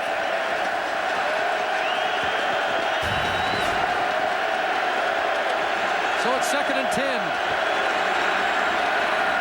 Here comes the pressure. Burris stands in, and that one is dropped incomplete. Looked like it had been intercepted. But a nice break up on the play by Lance Frazier. And almost picked up on the tip. Well, it is a big play by Lance Frazier, and he's bounced back from a week ago where he had a couple of penalties. Now Nick Lewis is going to end up cutting across the middle. Number 15 closing in a hurry and does not pull the jersey from the back, and therefore does not get the pass interference call. Kyle Stewart almost had an interception on the tip. Dressler backed into the corner. Another great Burkdale's kick. And Dressler swamped at the 6. It is Armed Forces Night here in Mosaic Stadium, and it's also Friday night, which means we get the chance to salute our troops in the Canadian Forces. Chief of Land Staff Lieutenant General Peter Devlin is the highest ranking commissioned officer in the Army. Observing here recent maneuvers at CFB Wainwright. The training tempo is fast, not scripted, and even includes live fire. This is the final combat conditioning for our troops before being deployed to overseas and domestic operations. So meet Lieutenant General Peter Devlin. And there are some of the armed forces who are involved in pregame ceremonies here at Mosaic. Roughriders starting to hold, and this play doesn't get off. And the field will get even longer for Saskatchewan. Legal procedure. Saskatchewan number 60. Half the distance to the goal line. It remains first down. Of course, we always want to thank our Canadian forces and our allied forces who are serving around the world, serving in the conflict in Afghanistan. 152 Canadian heroes have been killed in that war. We thank them for what they do every single day to make our way of life a better place, in our world a better place to live. There's a catch for Chris Getzlaff on 1st and 13. He wants a horse collar call. No flags on the turf, but Getzlaff has a catch. Well, it gets him in a manageable situation, though, Chris, because you get in 2nd and medium here, and Chris Getzlaff thought he should have got that horse collar. Let's take a look. It's Dwight Anderson. I don't think he pulled him backwards from the horse collar. Tackled him high, no question.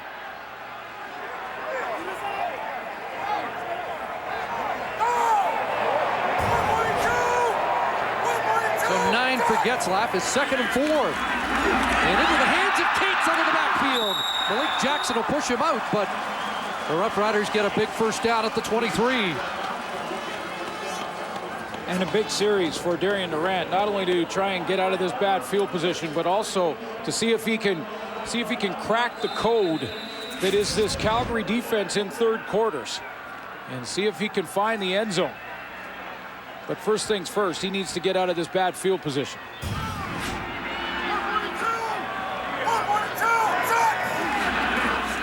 Cates releases underneath, and there's Kerry Cope. In his first game, first catch, replacing Priche Rodriguez, who was released by the team after the loss in the Banjo Bowl. Now, Priche Rodriguez had 30 catches, but it was just a chance to possibly take a look at Kerry Coke and see if they couldn't upgrade at the position. He's got good speed, 6 foot, just shy of 200 pounds, out of Virginia. And doesn't have much time to make an impression with Ryan Grace Mullen in camp now. And almost was impressive enough to get in the lineup after just a few days. Crosser knocked down, and Michael Labinjo almost caught that. Labinjo has been focusing in and getting his radar tuned into these throws. He's had a couple that he's been very close, and he doesn't get penetration here, so he decides to just time it up at the line. And working on Gene Mikowski, he has both hands on that ball. It tips around. He almost has it between his legs. That's the 8th knockdown by a member of the Calgary front four this year. Saskatchewan Roughriders don't have any. 2nd and 10, big pressure. Dressler can't make the one-handed grab.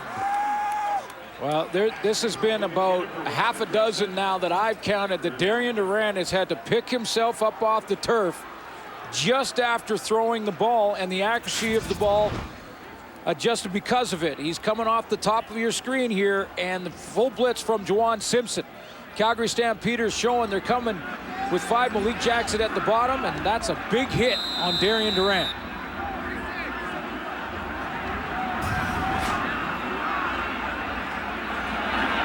So Eddie Johnson gets set to kick it away into the wind.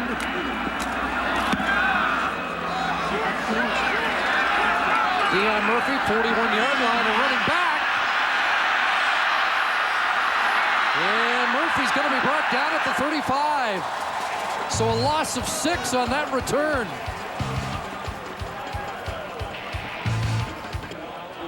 Welcome back to Mosaic. Let's go back to the sidelines and Sarah Orleski.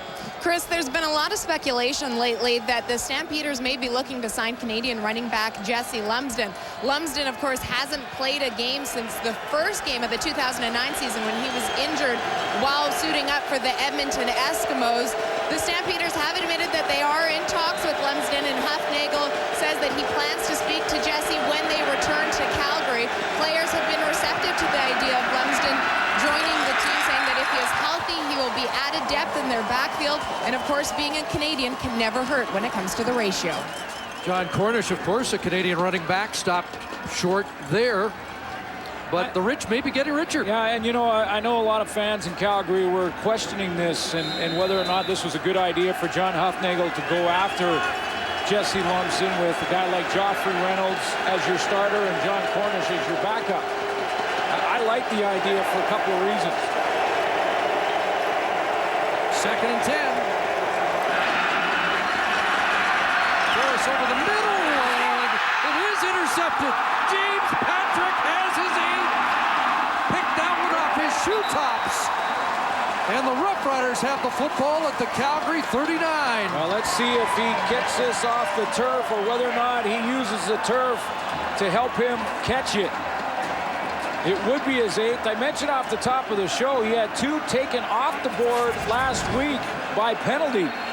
Here it is right here, a low throw. He has to go down to the shoe tops. Now, did that bounce off the turf and into his hands? John Hufnagel has both of his challenges, and he will surely exercise one here. Just watch the ball right in that spot right there. Is that ball looked like it touched the ground there, bounced up into his hands. Calgary is challenging the ruling on the field that the pass was intercepted. But good on James Patrick to just continue on. So it looks like James Patrick's going to be unsuccessful for a third time to get to 8 interceptions. The last Rough Rider with 8 interceptions is standing to my right. Back in 91. The Rough Rider record 11 set by Terry Irvin back in 84. Well, it's so strange what's happened to James Patrick in the last game and a half. I mean, 2 Lance Frazier penalties against Winnipeg take interceptions away from James Patrick. He would have 9 coming in. That was inches away from being what should have been his 10th interception on the season. And this is how close it is. Another angle here, but that first angle was pretty clear. We saw it hit the ground, and I'm certainly cheering for James Patrick to go ahead and get his 8th with the way things have gone on. And Huff didn't even have to take the challenge flag out of the pocket. I don't think there's any question here.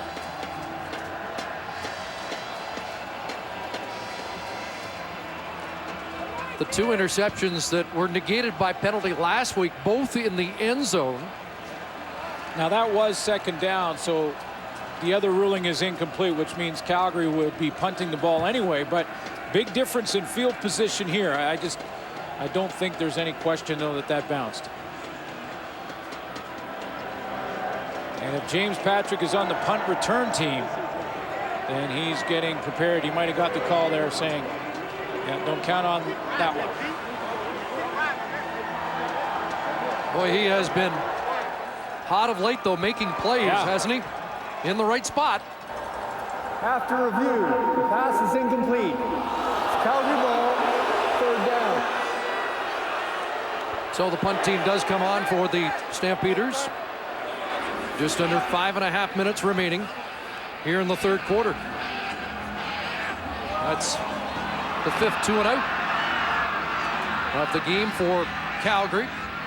Despite leading in so many offensive categories, an area that John Hufnagel has been a little concerned about. Yeah, 9-1 team, and they're certainly not satisfied with the way they played. Don't think they played the perfect game. He wants to shore up his coverage teams a little bit. He'd like to see his tackling continue to improve on defense, although I don't know how you improve this defense. Burkdale's Weston Dressler on the run. Flag down as Dressler took off across midfield. And that flag well away from Dressler's return. Well, it was clearly not no yards. The return, holding. Saskatchewan number 99. 10-yard penalty. The rookie Shamari Williams. That's a big one. A costly penalty on the Rough Riders punt return team.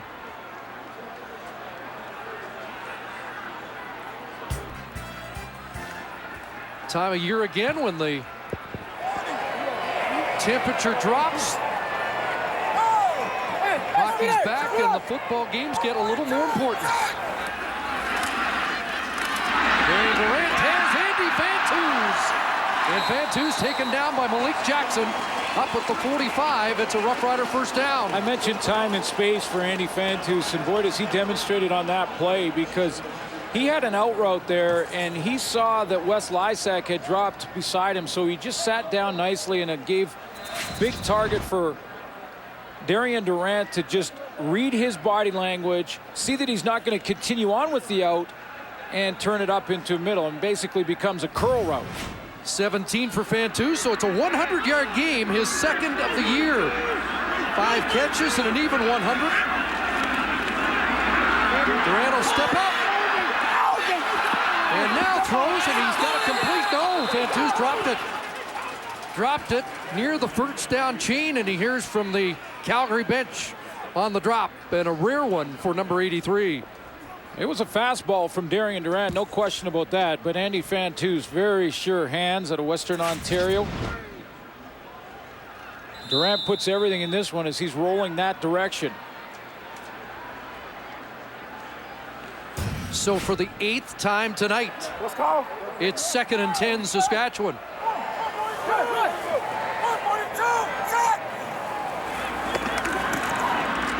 Durant looking downfield, and he's got the receiver. Jason Claremont's got it. His biggest catch of the season. And the fans erupt here at Mosaic, 33 yards. His biggest play as a Rough Rider. And just his 4th catch of the season. Jason Claremont, who everyone in this province have been sort of waiting and hoping for him to be more involved in the offense, may have made one of the biggest plays of the regular season for his football team right there. We'll see how this develops, but his veteran savvy to time it up to come back as that ball is slightly underthrown. Just his 4th catch of the season, and it goes for 35. Now Tate's wide open. Oh, Hugh Charles skipping in. Touchdown. And the trademark backflip as finally Calgary surrenders a 3rd quarter touchdown. First one all season long. The Saskatchewan Roughriders have just cracked the code.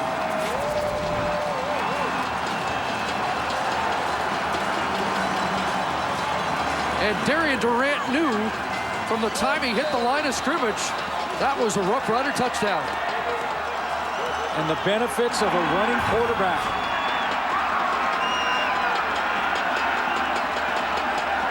So the Rough Riders get the lead back, 5th lead change in the game. And Conti makes it a 3-point Rough Rider lead. Late 3rd quarter. And a 30-yard rump for Hugh Charles. The benefits of a running quarterback in Darian Durant. There was one man for the Calgary Stampeders who could have made that play, and that was Brandon Isaac.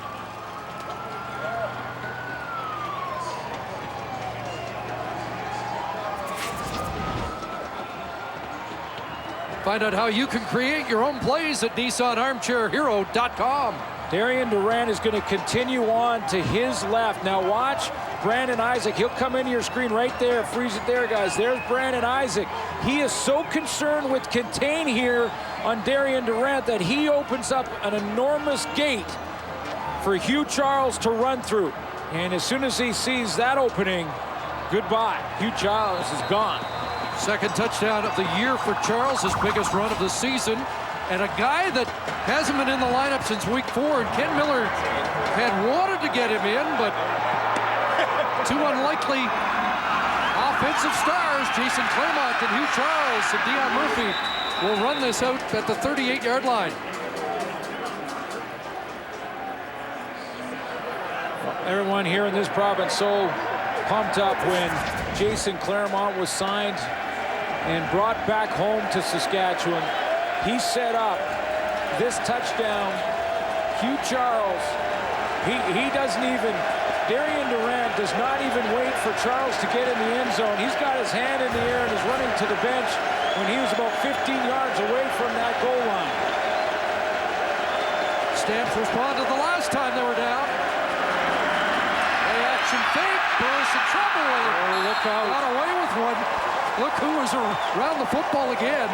James Patrick stepped in front of Kenyon Rambo, and Henry Burris fortunate that hit the turf. You know, Dave Dickinson has called a lot of these plays. This is that zone read play where the running back, Joffrey Reynolds, goes and hits the line. Now, Henry Burris holds it in his stomach.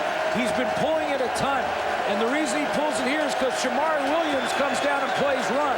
So he pulls it, but Williams is able to react, redirect, cause problems for Burris. Big Baron Simpson in there too. 7th, 2nd and 10 for Calgary. And that one on a room to Robbie Bryant. What a fastball from Henry Burris. And a big 1st down for the Stampeders in Saskatchewan territory. He had to throw it, Chris, in the hole, and he guns it in there. I mean, this is a accurate bullet right down the rail. Robbie Bryant has deep over the top coverage, and Henry Burris has a throwing lane, but a small window to get it into it. He puts too much air on it. Chris McKenzie takes it. 27 yards. And now Joffrey Reynolds with a cutback in the hole. And James Patrick just tripped him up. Reynolds pounding it down to the 30. Back-to-back first down plays for Calgary. You know, sometimes Dave Dickinson is going to call a running play, and it'll be that zone read play, and then it's up to the quarterback to decide.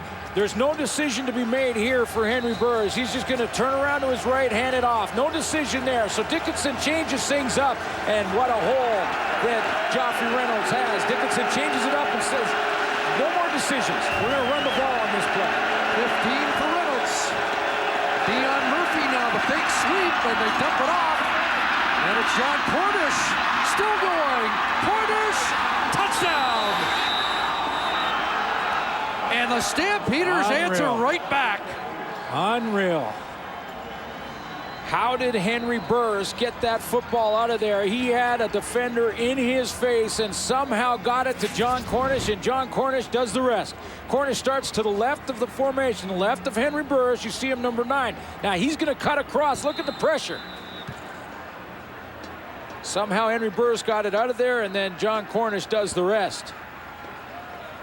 Single season rushing leader at the University of Kansas. First touchdown reception. You see the emotion on that Stampeders sideline as we've had the 6th lead change of the night. What a response by the Calgary offense. Shamari Williams again off the edge, number 99. He steps up. Now he is right in the face of Henry Burris. He decides to go low, tackle him right around the waist. And Henry Burris, almost like a point guard in basketball, jumps up, drops it off to John Cornish. And there's some pretty open field running. First touchdown of the year for John Cornish. And again, Ken Miller expressed yesterday the concern with the different rhythm that John Cornish brings when he comes in place of Joffrey Reynolds, who pounded it for 15, and then the change up from John Cornish for a 30-yard pass and run touchdown. Well, defensively it's difficult because you're used to bowing your neck and getting ready for contact against Joffrey Reynolds, and then all of a sudden they make the change. Cornish comes in, and now you're just trying to keep quick feet and trying to rally him because he's got that great breakaway speed. Well, we were due for one of these, and this game living up to the pre-game anticipation. Hugh Charles is back.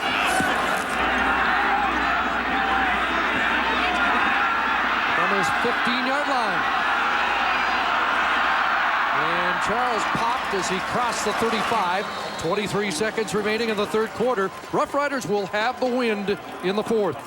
Henry Burris, after that big drive and response, what do great leaders do? He threw that bullet down the sideline of Robbie Bryant. He got the ball out of there to John Cornish, and then he went over there and pumped up his defense, said, this is right now. Right now is a turning point in the game, the most important part of this football game. That was some kind of response from Henry Burris. 10 straight multi-touchdown passing games for Henry Burris. Now 25 on the year. Wes Cates up across the 40, close to 4 for Cates on. Well, we'll get one more play in this third quarter. Got pretty quiet in Mosaic Stadium all of a sudden. After Darian Durant had electrified with first that completion to Claremont and then the touchdown run by Hugh Charles, but the Stampeders answer with a touchdown drive of their own. 2nd and 7. Wants Fantus. Got him. Foot race. Brandon Brown will bring him down at the 16. But another big play for Saskatchewan as Darian Durant hooks up with Andy Fantus. Final play of this third quarter. And it's a big one. 57 yards. CFL, and with that pass to Andy Fantus, Darian Durant over 300 yards on the night. Yeah, and you can't take away the importance for Saskatchewan of a third quarter touchdown against a Calgary Stampeder defense that had not given up a major in a third quarter yet this season. Hugh Charles' touchdown there had to give them confidence. They cracked the code when it came to the third quarter, and now we got a game. Yes, we do. We've got two heavyweights trading big-time blows. Saskatchewan scores, Calgary answers, and it looks like Saskatchewan poised to answer back. Well, Brandon Browner tracking down Andy Fantuz to prevent the touchdown. Fantuz enjoying his biggest night of the season.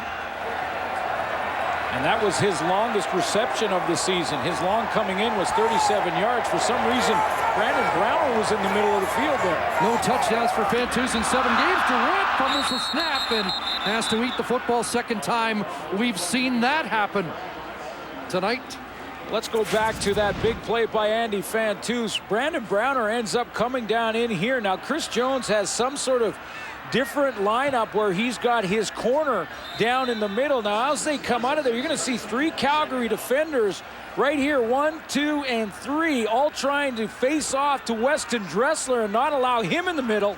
Well, on the backside of that play, Andy Fantuz is going 57 yards with the ball.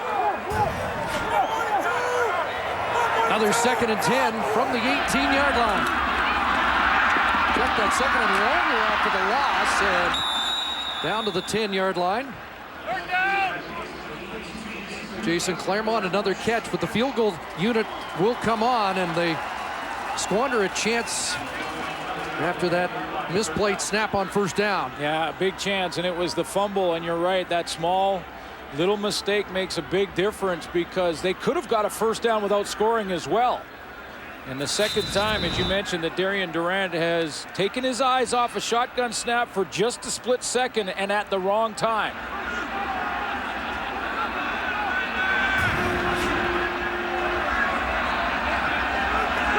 So from 18 yards out, Conchi gets the Roughriders within 1.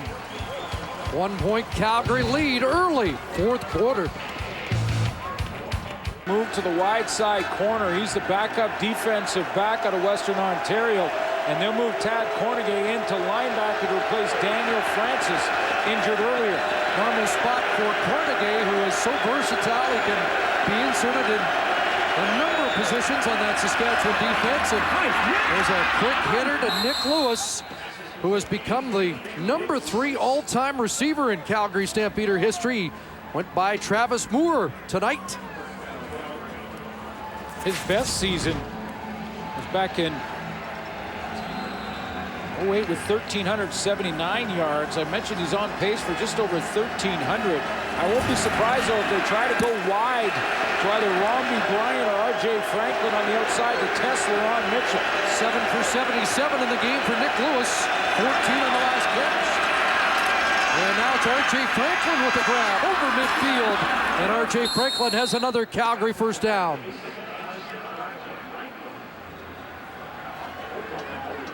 So Nick Lewis continues to climb the ladder. Now 3rd all-time, and the next guy, yeah. Tom Forzani. The next guy to catch is Tom Forzani, and John is dressed in on the sideline. And his son, Johnny Forzani, stands for back-to-back first downs. Working against the wind. Burris wants to go deep. And he's got Kenyon Rambo inside the 10. And the Roughriders trying to tackle the football, but Rambo holds on for another big Calgary gain. You know, I had just mentioned that I wouldn't be surprised at all to see the Calgary Stampeders try and go wide to the wide receivers and see if they can get a matchup on LaRon Mitchell. But guess what? That's not LaRon Mitchell. That's their veteran corner, Omar Morgan. And he gets the double move from Kenyon Rambo. Great route running by 8'5". And then a little throw behind. He comes back and secures the catch. 43 yards, last 3 possessions for the Stamps in the red zone. Couple of field goals and a touchdown. First and goal. Burris in trouble and down at the 15. First sack of the game. There's a flag down. And Nick Lewis, who was trying to run an inside route on Omar Morgan, He signaled right away. He turned around right to the official. Brutal contact on the receiver. Saskatchewan number 99. Half the distance to the goal line. First down. That's the rookie, Shamari Williams. Yeah, and he was on the same side as Nick Lewis. And Nick Lewis turned around, and his reaction was automatic.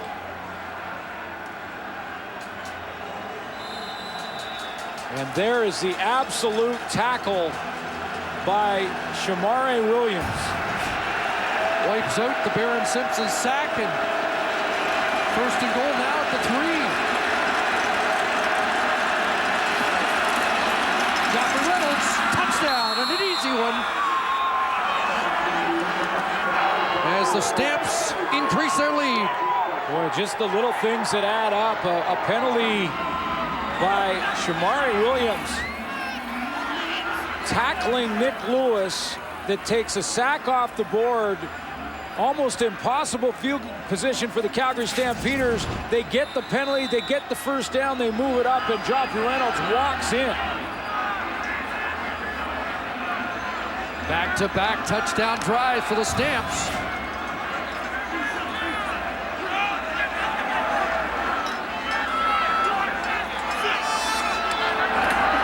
Maver adds the extra point.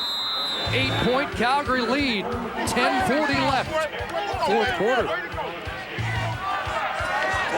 His 5th of the season. Nice blocking up front by the O-line, but remember, there have been some injuries in that Saskatchewan front 7. No Marcus Adams. No Brent Hawkins at defensive end. Adams has been trying to gut it out, but he couldn't play on the goal line on Joffrey Reynolds' touchdown. Maver kicks it off. On the ground, Stu Ford having trouble finding him. And he won't go anywhere. Robbie Bryant quickly downfield. Marcus Adams, one of the great run stoppers as an interior defensive lineman at about 280 pounds. But when it's Kitwana Jones, who is right here, he is much lighter. And now they're down blocks by Calgary. Luke Mullender to his right, 95, is going to try and compensate by closing the gap. But watch how 26 just gets driven 4 or 5 yards out of the middle. Kitwana Jones at 225. Back-to-back touchdowns for Calgary. Saskatchewan has a touchdown and a field goal in their last 2 possessions. And a completion over the middle, and Andy Fantuz another catch as he chalks up his 7th of the game. First down up at the 40. Andy Fantuz having a big night. Will it be enough for the Saskatchewan Roughriders to keep their perfect home streak at 5-0 in 2010 alive? And he took a pretty good hit there. Taking a couple real big jolts tonight, but up to 174 yards. Wes Cates will try the left side. And Cates gets strung out and not much there. Ball popped loose at the end of the play, but Cates whistled down, and it's getting hot out there. Defense imploring John Huffnagel to throw the challenge flag, but I think Huff could see that that play was whistled down.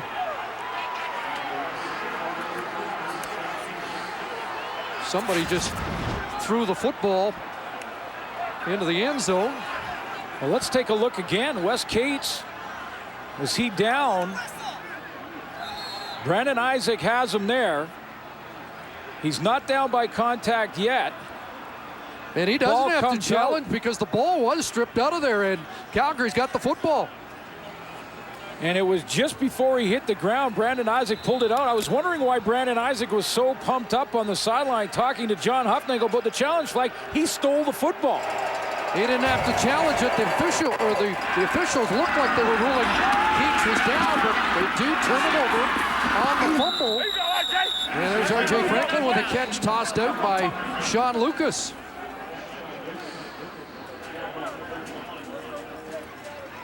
Well, let's go back one more time because it had looked like it was a routine tackle. Wes Cates was down, but Brandon Isaac was up jumping around at the sideline, and as the officials sort of huddled Well, they just quietly said Calgary football. First down, John Cornish off the left side, and he's angled out. Another good first down run by Cornish. Marked out at the 23-yard line, close to 8 more, and that's about his season average. Early on, Sarah was talking about Jesse Lumsden and the possibility of him signing with the Calgary Stampeders. I mentioned there's a couple of reasons that this is a good decision. First of all, they've got a great 1-2 punch going, and the fact that John Cornish is Canadian really helps John Huffnagel. So a backup for John Cornish is huge. Plus, you know the upside potential of Jesse Lumsden, another weapon possibly. And he has played some fullback. May also be in there for Cote, 2nd and 2, and I don't know. Not much, but Cornish able to fall forward, and it's like he should be close to another first down. Some of the little things you think about in this game for the Saskatchewan Roughriders and the reason that they're trying to catch up here. A couple of fumbles in the red zone. That 3 for the Saskatchewan offense. A bad penalty by Shamari Williams at the wrong time that set up the last touchdown by Joffrey Reynolds. All those little things start to add up, and against a good football team, Calgary Stampeders, the best team in the league at this point in the season. Cornish was stopped short as they marked him back at the 24. So Rob Neighbor in to attempt this from 30 yards out. And Rob Neighbor's ironed things out and puts another one through. And the lead now is 11. Tonight's game story brought to you by Mr. Lube. Third play of the game. Milton Collins takes a 54-yard interception return to the house. Andy Fantuz with a big night so far, but Darian Durant's going to need him in this final 7:57. Seen both running backs for both teams, Wes Cates and Hugh Charles, and John Cornish and Joffrey Reynolds. 5th straight game that Calgary has gone over 35 points. And it's a 2-score lead as the Roughriders scrimmage at their own 35. 6 receivers out, flagged down, they might have been offside. As Coke has the catch, and what would be a first down, I think it's coming back. The little things, the little things.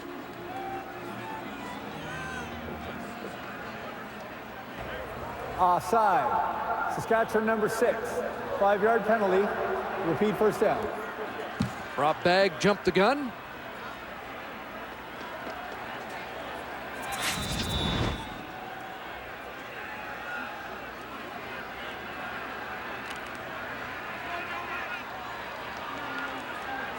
Two offside. Weston Dressler at the top of the screen was offside as well. They could have said 6 or 7. So it's 1st and 15.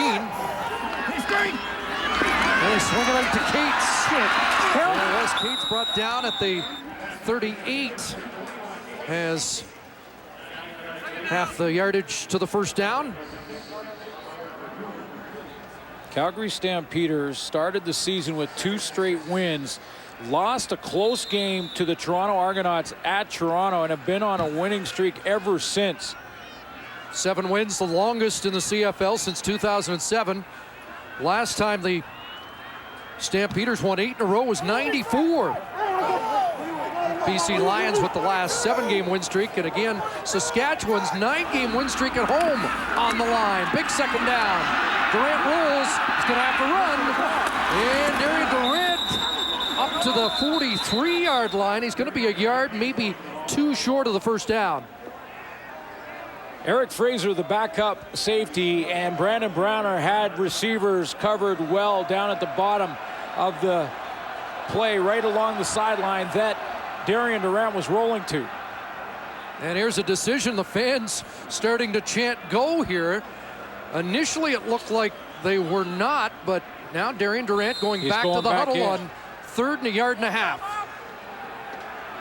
And it looked to me like Ken Miller doesn't even want to look. They're going to have to hurry here.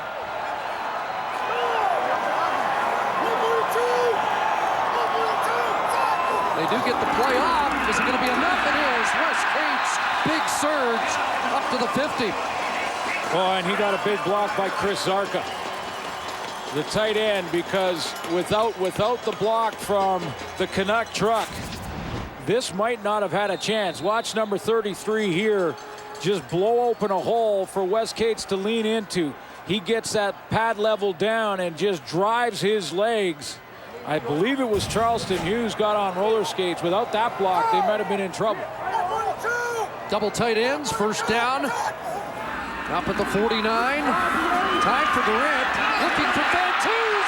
Got it! What a night for Andy Fantus, and the Roughriders aren't done yet.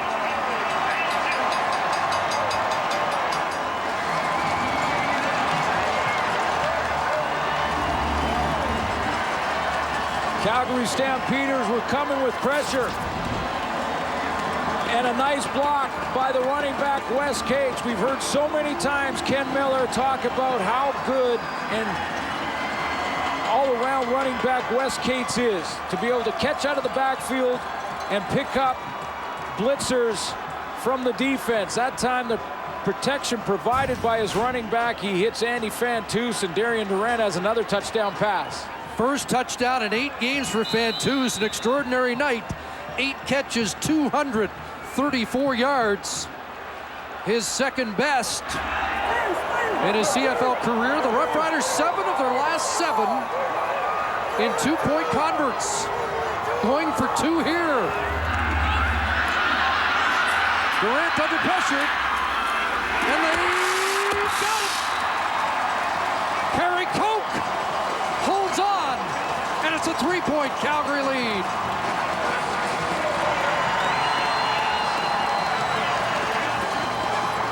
He buys time, he extends the play.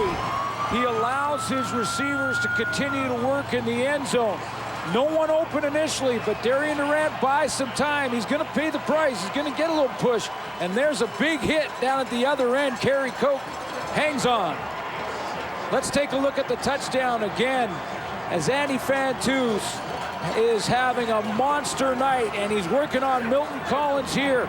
He knows it's blitz, so he just has to get to the hole. He has to get to the middle of the field. The ball laid right out in front of him. Collins tries to cut underneath. He gambles and loses. And we have a 3-point game. One more time on Wes Cates and this blitz pickup off the edge. Calgary Stampeders have had success in this game, especially in the first half. This time it's Brandon Isaac. He's coming off the edge. If he can go free here, there's no throw from Darian Durant, but he's allowed that extra second, and that second allows him to throw the touchdown.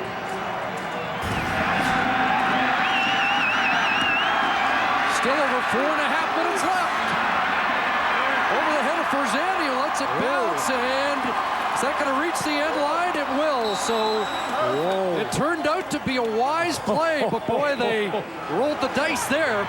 No point. It'll come out to the 25. Well, John Forzani was, I'm sure, praying by the time it was getting close to that white stripe, because if that ball lands in the end zone and doesn't get out, first of all, it's a live ball, so he has to go and recover it. But if he gives up a point here and that ball doesn't go out on its own, we're within a field goal. It's within a field goal for the Saskatchewan Roughriders, and you can see him cheering that one through the back. Yeah, the Brooms hurry hard. What a night for Andy Fantus. The CFL season high, of course, Arlen Bruce against the Roughriders, 272 yards on the final day of July. But Fantus may have time to top that. And reverse back to work. He's got an open man. Nick Lewis the catch. Dropped at the 31 as Kai Stewart cuts him down. Now you see the cool, calm, and composure of Henry Burris, who is going to hear it from the Mosaic crowd. He's got to try and get that play in. Played in situations like this many, many times. And has options here in 2nd and 3. But he's got the 13th man to deal with.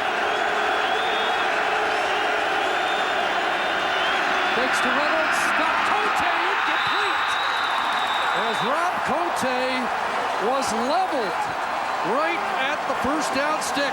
Chris McKenzie separated Cote from the ball. 2 and out. Chris McKenzie steps into this one because he's seen the play many times. Play action to Joffrey Reynolds. Fullback out of the backfield. He does not hesitate, and you're right. Separates the football from the receiver. Calgary's going to have to punt this one away.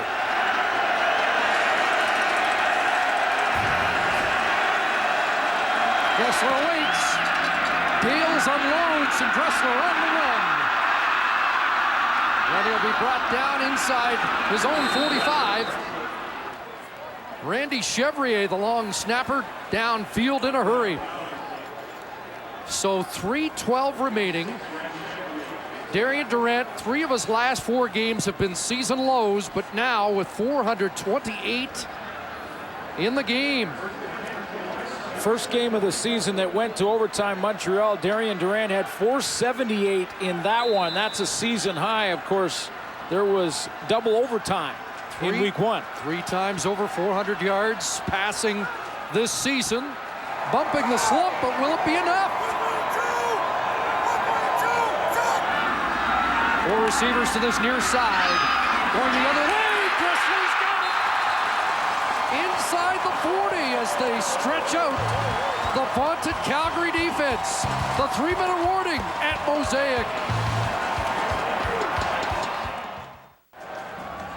Big play by Weston Dressler. He's working here on Brandon Smith that I believe he thinks he has help to the middle. I'm going to show you the post pattern. Here comes Dressler across the middle right here.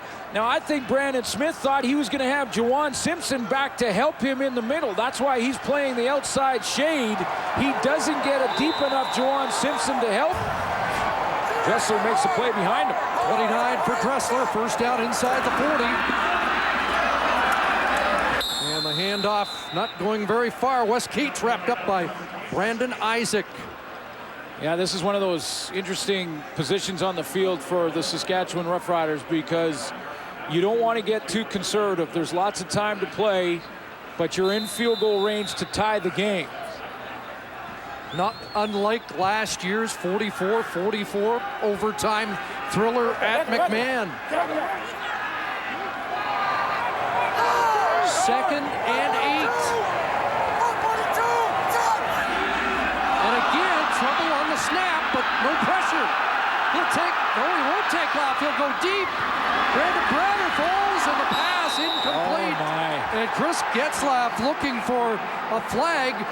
And I think a lot of the fans surprised that Darian didn't take off. Why did Darian? That's what they're saying. That's what everyone in this crowd is saying right now is why Darian Durant didn't just take the first down, because he had it easily. First of all, he has trouble with the snap again.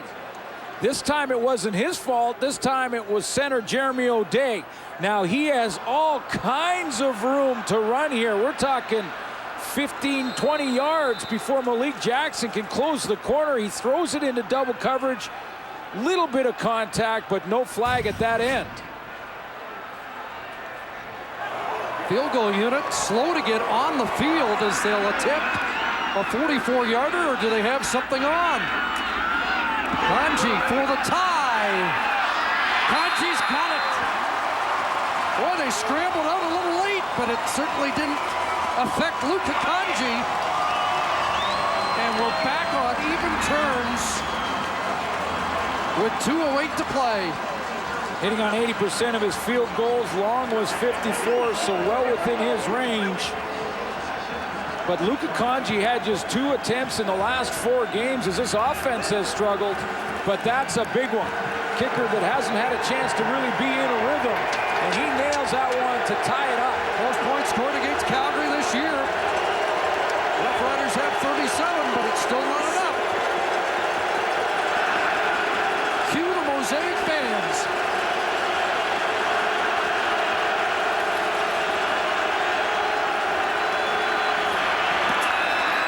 And the catch made by Jabari Arthur. Short gain, looks like 3. Henry Burris has used all his weapons and not unaccustomed accustomed to the hostile environment.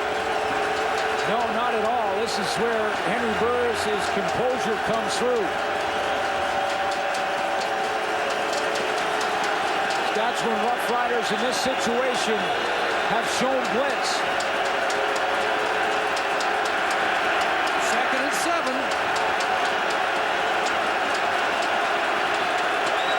Long count. Here comes the heat. Sean Lucas. Ball gets flipped out, and it'll be stopped short. Somehow, Burris got it away for a completion, but not enough. Big 2 and out for the Roughriders defense.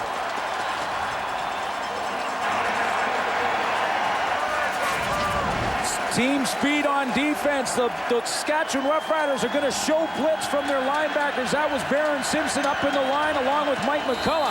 They were showing blitz, then they dropped out. Barron Simpson's going to make first contact. It was just straight 4-man pressure. Burris gets it to Joffrey Reynolds, but look at Barron Simpson. Oh, shades of Steve Nash from Henry Burris. Great kick by Burt Dales. Dressler surrounded, taken down, short return again. Boy, that cover team's done a nice job for Calgary tonight. So, 84 seconds on the clock.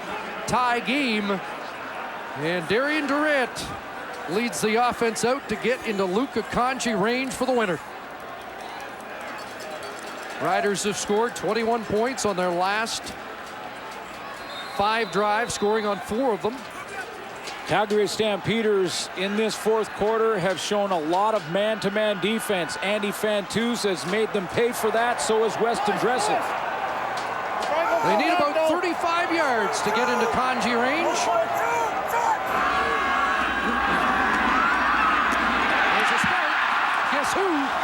First down, Andy Fantuz.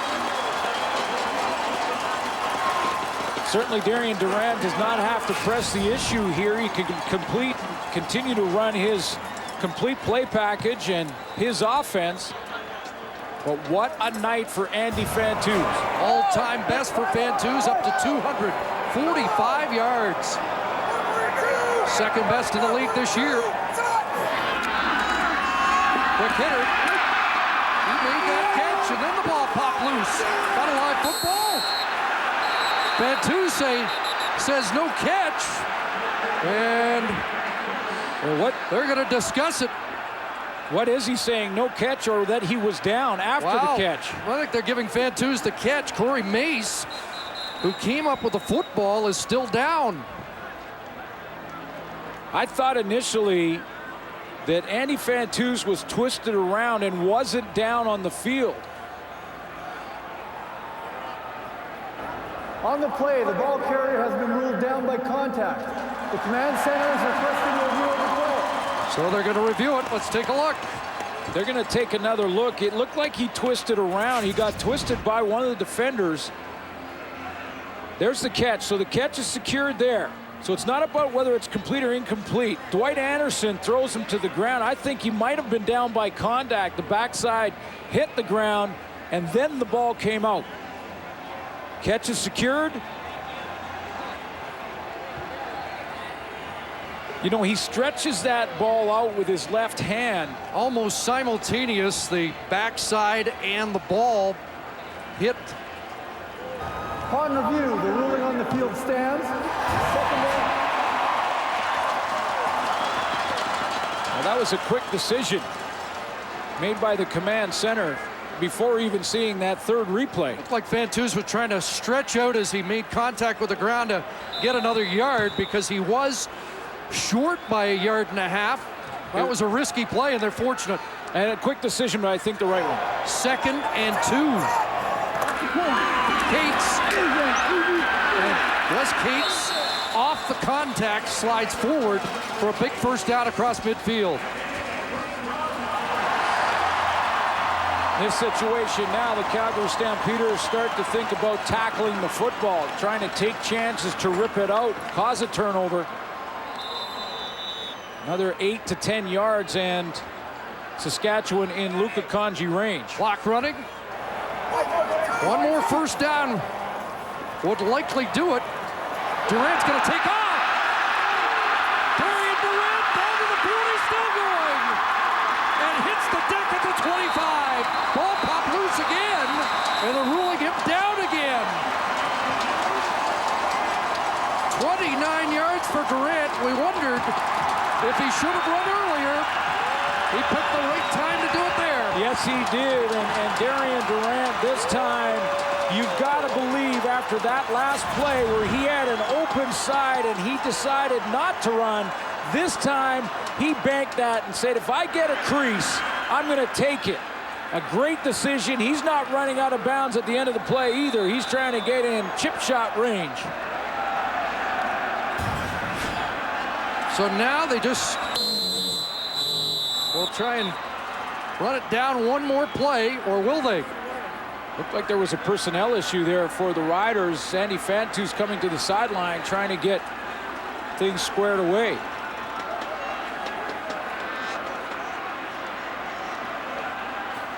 Well, if Luka Kanji can finish Play it. has been ruled on the field that the ball carrier was down by contact.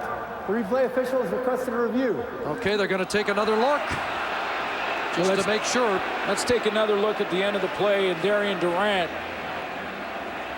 The official ruled that one quite quickly, that he was down by contact, tripped up there, so the contact has been made. That right hand doesn't count as down by contact, but the knees would.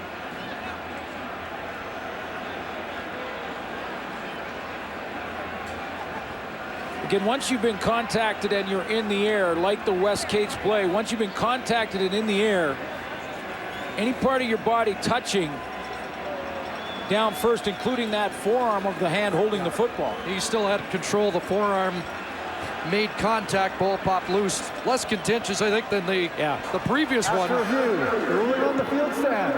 First down. The Fantus one will be discussed, I'm sure, in Calgary. Fantus was a lot closer than that. With the win, Saskatchewan would still be 4 points back. But one more game here against Calgary. Stampeders still have 2 against Montreal, so a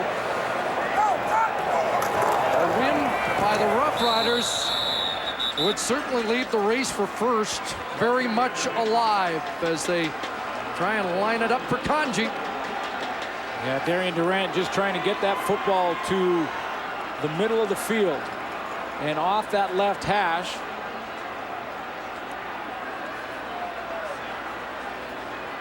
Kanji came into the night 16 of 17 from inside the 40 on the year. Henry Burris coming off a game over 400 yards passing. Darian Durant over 400 yards passing tonight. If you're watching on the NFL Network, it happens quite often in the CFL. I think we could say this is the best game since the season opener on the NFL Network. The classic between the Alouettes and the Roughriders here at Mosaic that went to overtime, 54-51. This was everything we anticipated and maybe a little bit more. Now, if Saskatchewan are lining up for this field goal, if Luka Kanji should miss this, the Calgary Stampeders have got to get it out of the end zone, and they can kick it out. Dion Murphy now goes back, so it's 35 for the, and now the Stampeders will try and freeze Kanji. I mean, this is chip shot range for Luka Kanji. I mentioned 80% coming into this game. He's been solid. He hasn't had a lot of work over the last 4 games, but really should be a chip shot. But if he should miss this kick, Calgary Stampeders only have 1 man back. That's Dion Murphy in the end zone. He will have to get the ball out or give up a single. So I was going to ask you, would you consider Eddie Johnson a punt? And now the punt team comes on, and I think this is a gamble. Now he's got to kick it 55 yards and through. The wind is at his back. But I'm not sure about this. Yeah, neither am I, because that's chip shot range for Luka Kanji. He's got to kick it. He lines up 15 yards away from the line of scrimmage, not 7 like the field goal kicker. If he doesn't get all of it, the Calgary Stampeders can get this out of the end zone. I'm not sure I like this. Wally Bono tried this a number of years ago at Mosaic and was unsuccessful. This is going to be talked about, I think, for a long time if it doesn't work. Nope. And that's not deep enough, and they're going to bring it out. Unbelievable. We are going to overtime. Dion Murphy easily brings that out. And that's not a lot of confidence in your kicker to try a 35-yarder. Overtime and a squandered opportunity to win it outright for the Roughriders.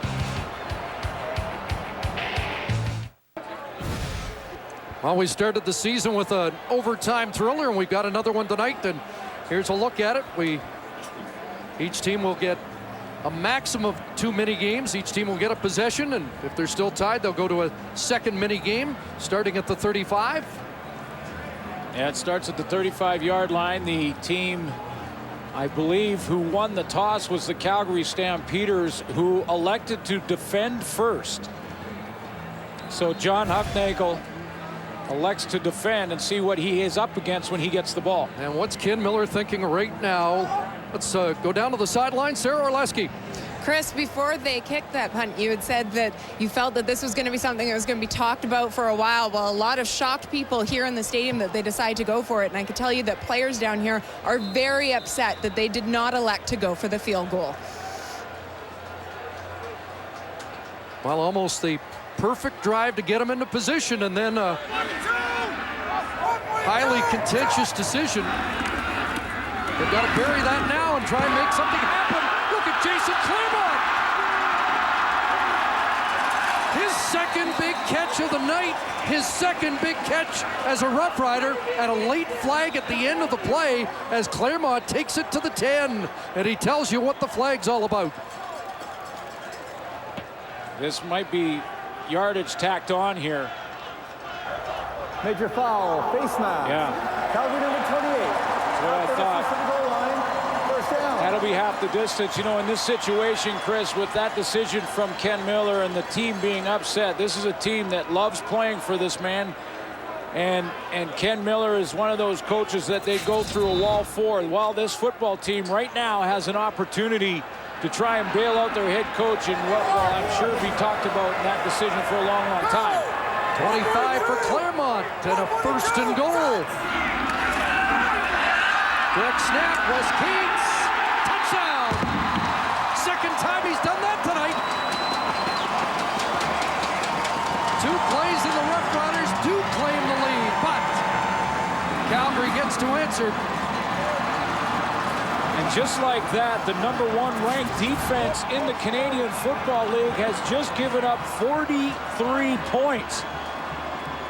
And yes, we are into the first overtime, but this Calgary defense ranked first in 19 of 25 defensive categories. Tonight, Saskatchewan has put some points on the board. 8th lead change of the game. Again, this year in overtime, they have to go for 2 points. We've seen Saskatchewan do that successfully tonight once, and now 8 for their last 8. Durant directs traffic. They just get it off, and it's knocked down, intended for Fantus, and what a play by Dwight Anderson. Oh, he just got there in time, and he got both hands on it, too, to rip it out of the hands of Andy Fantus. Looked like he was open right in the corner, and that opens the door for Calgary to go ahead and try and finish this game.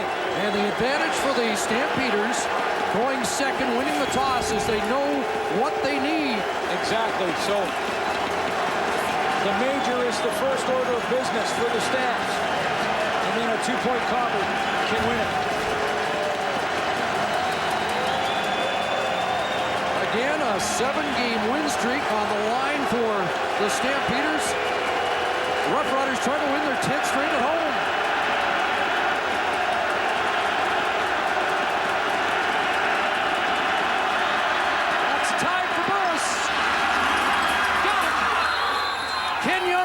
With the catch at the 10. All kinds of time.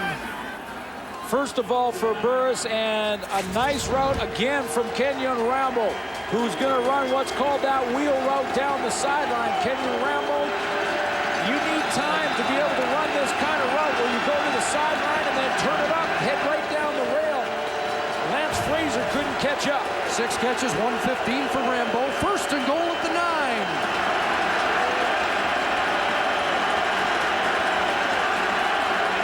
Lewis in motion. Short drop, Burris in trouble. Got it away and throws it away. He'll reload on 2nd and goal.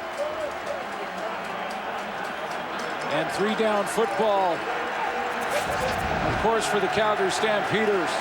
He did have an open Nick Lewis initially. Shamari Williams with a great spin move on Ben Archibald causes the problems, and that was a low hit. That's what Henry Burris was angry with from Kyle Stewart. No penalty flag thrown.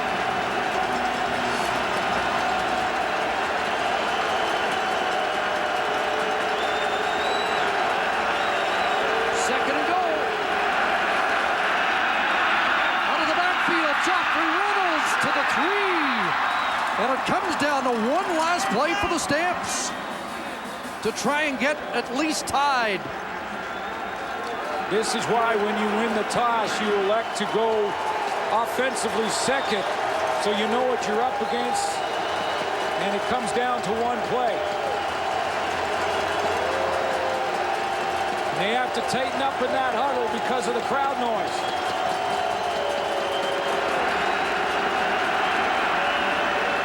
Stamps need 3 for the tie.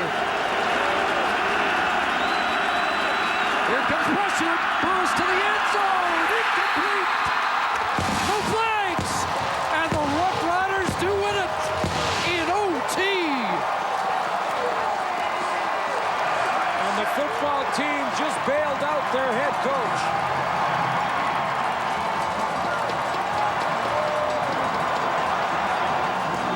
Straight wins at home, and the Saskatchewan Roughriders have ended the Calgary Stampeders' 7-game win streak. But they did it the hard way.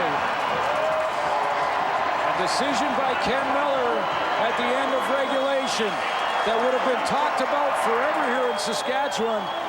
Nick Lewis, the intended receiver on the final play of this football game, and he just stumbles because he did have a step on Lance Frazier. He stumbles, goes down, the ball falls incomplete. Saskatchewan Roughriders, as a team, bail out a very controversial decision by their head coach at the end of regulation. But it won't matter now. Saskatchewan gets the win. Darian Durant on the night, 499 yards, passing, 8 lead changes in the game. We had just about everything on a Friday night at Mosaic. Saskatchewan Roughriders. Time for the TSN turning point. Well, it was the last play of the game, and it was the throw to Nick Lewis that falls incomplete. Final chance for the Calgary Stampeders. If they score there, they go for 2 points and the win. Nick Lewis stripped, falls down. Saskatchewan hangs on to win. TSN Turning Point brought to you by Wendy's Baconator, the official hamburger of the CFL. An honorable mention to that decision not to kick a field goal on the final play of regulation time. Wow. Just another thriller at Mosaic. Saskatchewan Roughriders moved to 7-4. They're still 4 points back of the 9-2 Stamps. But they get a big win here tonight, 43-37. So long from Regina. SportsCenter is next.